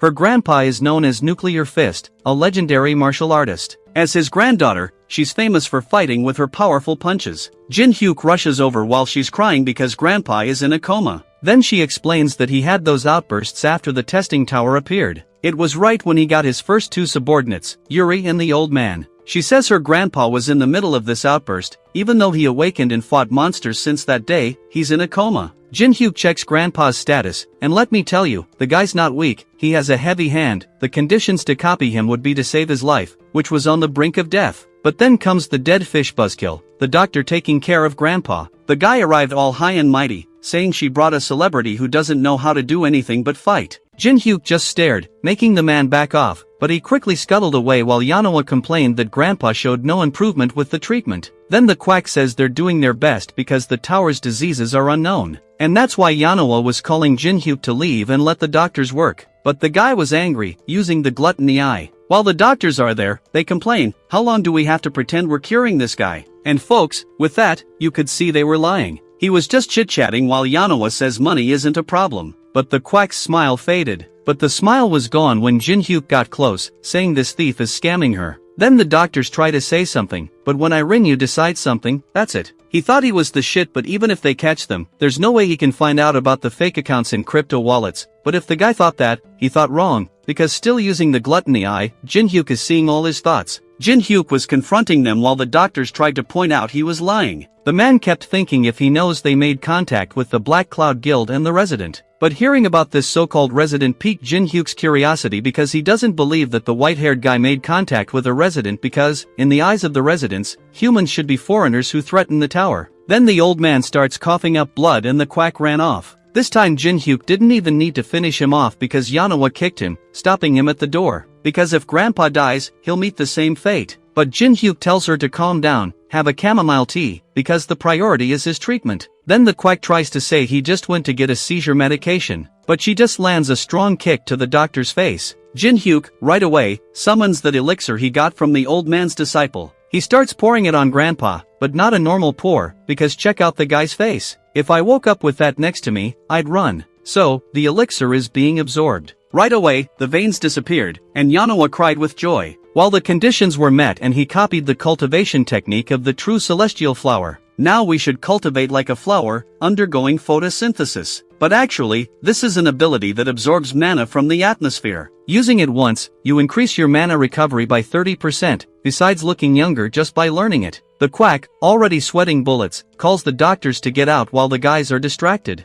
But it didn't work out for the nutjob because Irinu came kicking and calling him to have a chat in the corner. Well, it wasn't a call, he just dragged the guy and threw him into the other room. Jin-hyuk says he doesn't kill people, but he'll let the quack go if he returns all the money he stole. But the guy is stalling, and Jin-hyuk gave him a look that scares little kids in the park. Then, the phone beeped because 36 billion won arrived in the account. After sending the money, the quack ran for his life. But the vigilant, Jin-hyuk, is up there. He let the doctor go on purpose to see who he's going to meet. So, now it's not the time for the vampire to slack off. There she goes following the quack to see where their base is for Jin-hyuk to analyze later. Jin-hyuk arrived at the hospital saying everyone left because Grandpa was pretending to sleep. Then he got up and went to talk to Jin-hyuk, who asked what happened during the outburst. That day, Grandpa was going to a conference when a portal full of monsters arrived. And then the old man fought the monsters while the police evacuated the people. But these monsters seemed to be commanded by a human. The same one flew in, cutting him, and after that, he doesn't remember anything else. From the characteristics Grandpa mentioned, long hair and oriental features, this means that the Murang faction, which dominates the 21st floor, has already started to move. Jin-hyuk tells Grandpa that these are the so-called tower residents. He changes the subject by asking how long he has known Yanoa. Because the smiling grandpa offered his granddaughter for marriage, because when he got older, one thing improved a lot, his eye for people. There's even a saying that you have to dedicate 10,000 hours to really get to know someone, while Jin-hyuk spent over 50,000 hours just in the game. So, he says Jin-hyuk is different from other awakened, but let's not dwell on this coach talk because grandpa says he wants to repay his savior somehow, and it can be anything. Jin-hyuk, even though not wanting much, had to ask. So after all this, we're finally in one of the biggest hotels in this place to unwind. Since we're in an expensive place, of course, he didn't miss the chance and ordered that good food, since in the past it was just ramen for breakfast, lunch, and dinner. Meanwhile, the vampire is watching TV and the woman is saying, on today's show, we invited a conquest expert, a ranker from Korea's largest guild, Danjun. So, ladies and gentlemen, welcome him with a round of applause. He was saying on the show that there are two ways for you to get stronger. The first is to increase your levels and abilities. Who didn't know that? And the second, of course, is money. What else were you expecting? Meanwhile, Jin-hyuk was going to bed and the vampire took the opportunity to grab the bottle of wine to drink all night. They continued chatting that whoever completed the third floor received the privilege of being the first to enter the fourth floor. This fourth floor is a special dungeon with 100 waves on a large scale. The way to complete it is by occupying the base in the field and protecting it to the end, like those missions in MMORPG games where you have to protect the base from monsters. However, if the players who enter fail to defend the base, the fourth floor will be sealed for 20 days and no one will be able to enter. So, the first team to enter there and lose will be booed to no end. But, of course, no one will have that chance because the first to enter the fourth floor will be Jin-hyuk.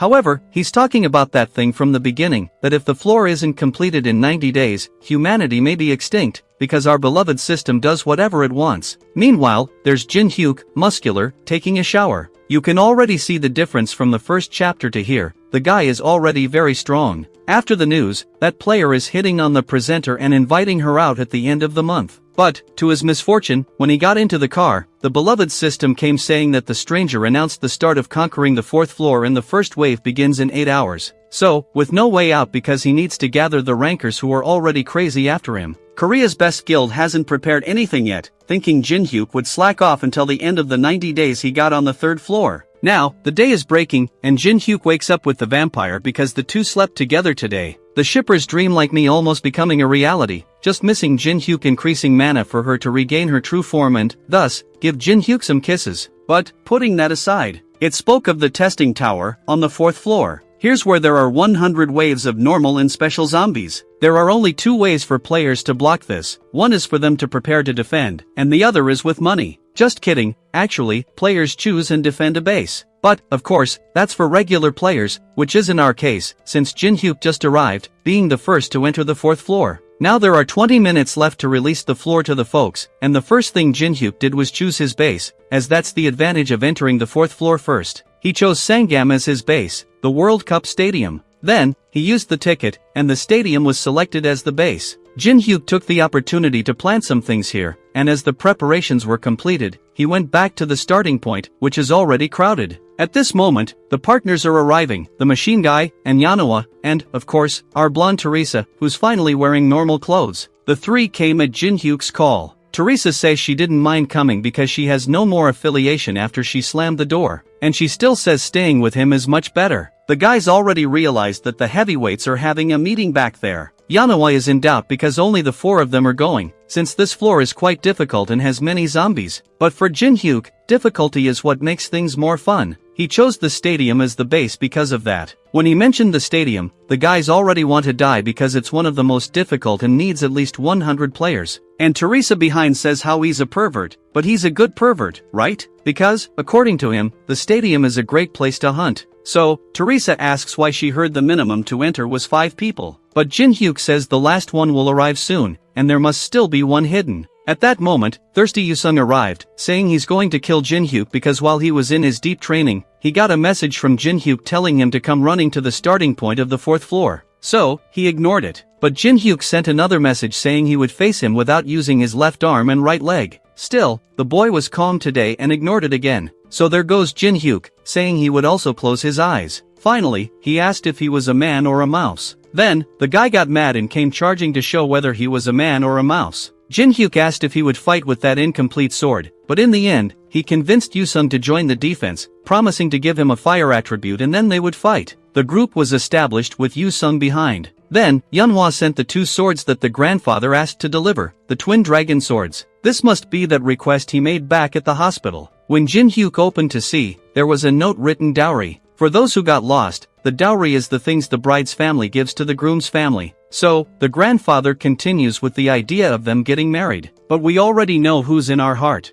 And now, get ready, because we're going to defend a huge base with 5 people. But at this moment, some guys from the other side showed up, saying they were the ones who took the stadium as a base. And, looking at the symbol of the guy's sword, yes, Jin Hyuk has sharper eyes than an eagle. These guys are members of the Murim from the 21st floor. So, it seems that what the charlatan was thinking was true. The residents are extending their influence outside the tower. And now, the glasses guy wants to beat up Jin Hyuk because he's not responding to our beanie gangster. He himself is saying his name is Namgong Hyung. Jin Hyuk didn't care about these guys while they were stressed asking if he knew who they were because they would eradicate his family and friends for insulting the Namgong family. Jin Hyuk said the Namgong family doesn't even have pride to protect. And so the guys got furious drawing their swords, while Jin Hyuk analyzed the whole profile. The conditions to copy were to find all the Murim residents who are hiding among the triad. And Teresa arrives asking what they're going to do. But of course, we're going to fight with everything. So, our gangster told everyone to attack. And Yanoa, with that smile, is ready to kick the crazies in the head along with the machine guy, who immediately made a tank in the middle of the stadium full of weapons, while she uses her no-retreat ability. Who couldn't miss in the scene was Teresa, with shield and sword, ready to take care of the backline. So Jin Hyuk asks Yusung to hold the gangster for 3 minutes while he takes a bathroom break. And then, the battle began.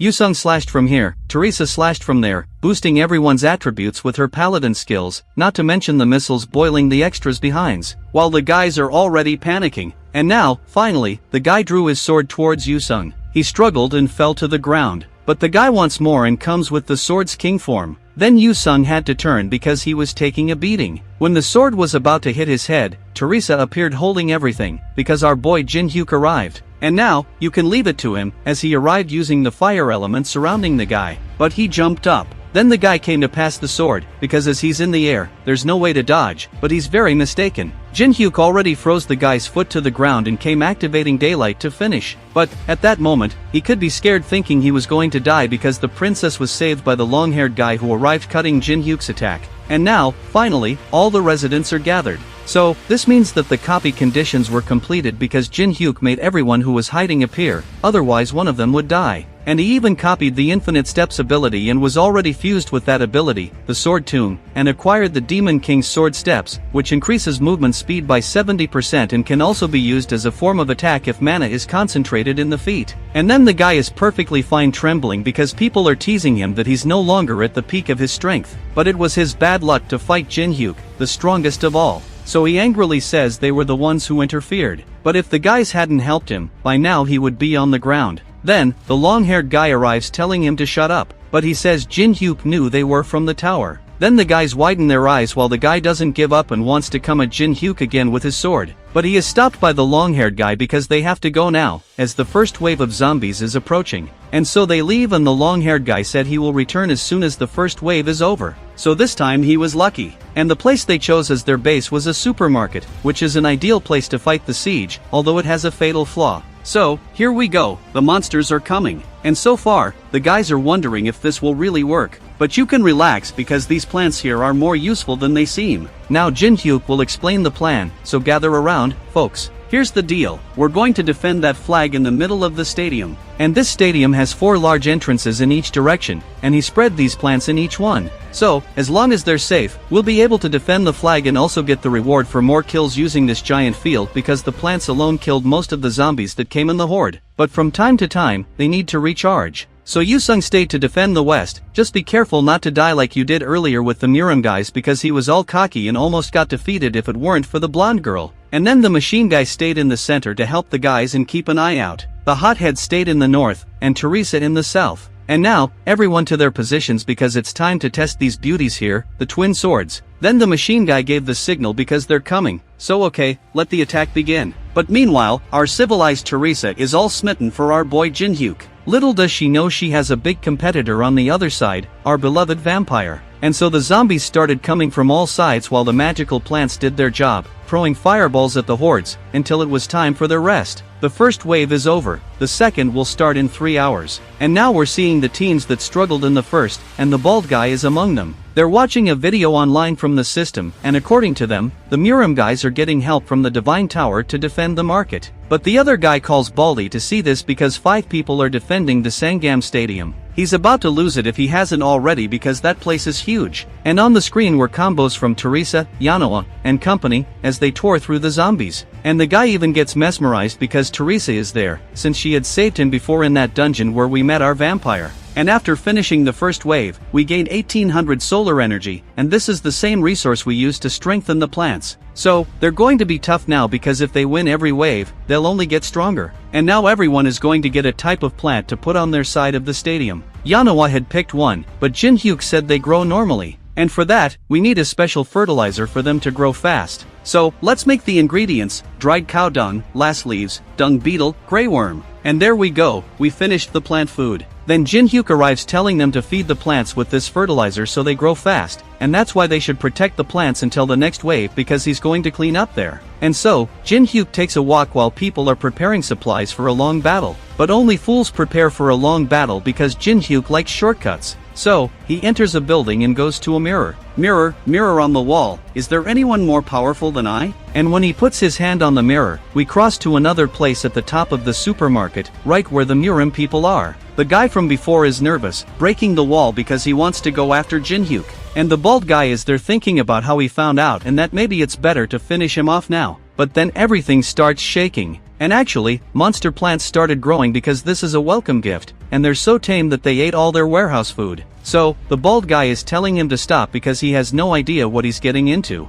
Jin-hyuk was asking if it was about the queen, and hearing that, everyone whispered that he knew about her. And according to him, the queen appears when a base with more than 200 people is destroyed before the third wave, and she is the ruler of the 4th floor, the mother of the zombies known as the queen. And Jin-hyuk's plan was exactly to summon her now, so the guys actually helped him without even knowing it. So, Jin-hyuk just jumps up because now they're going to have fun with the plants because the supermarket base was destroyed. And then, at the stadium, the guys are seeing that the supermarket was destroyed. So, Yanoa is thinking that Jin-hyuk shouldn't have a hand in this, right? At that moment, a special event was initiated. The guardian of the 4th floor, the queen, began to move to punish the weak players. And then, the people were scared while Yusung realized the mess Jin-hyuk had gone to make minutes before. So up on the building, he's using the item he obtained by defeating the boss on the 3rd floor, the sun-blocking stone, which is simply a relic that blocks sunlight to summon shadows, and all light abilities have a 50% reduced effect, while shadow-type abilities have a 100% increase. So, he just breaks out the sun-blocking stone. And there you go, bye-bye, sun. As the zombies started getting 100% stronger, Teresa's abilities were reduced by 50%, and it messed things up for everyone. Now the question is Jin-hyuk a hero or a villain? The queen faced him and declared a full-scale attack on the Sangam Stadium base. And I can already imagine the look on the people there now because Jin-hyuk is just chilling, watching everything from above. while a new video upload was made. People freaked out in the comments because they showed the destruction of the supermarket base and the appearance of the secret boss. And so, the video easily made it to the top 10 most viewed. And when Yanawa and her friends saw it, they freaked out, while Teresa asked if he was the one who destroyed it. Yusun says that doesn't matter anymore. How are we going to defeat this queen? So, Jin-hyuk says there is a way, and Yusun's role will be the most important this time. And then, the zombies were running 100% stronger towards the stadium, and the queen is saying that man is hers alone, the rest they can kill and barbecue. But folks, the video ends here. If you want to see more of our great ability copier, subscribe to the channel because I'll be waiting for you in the next video.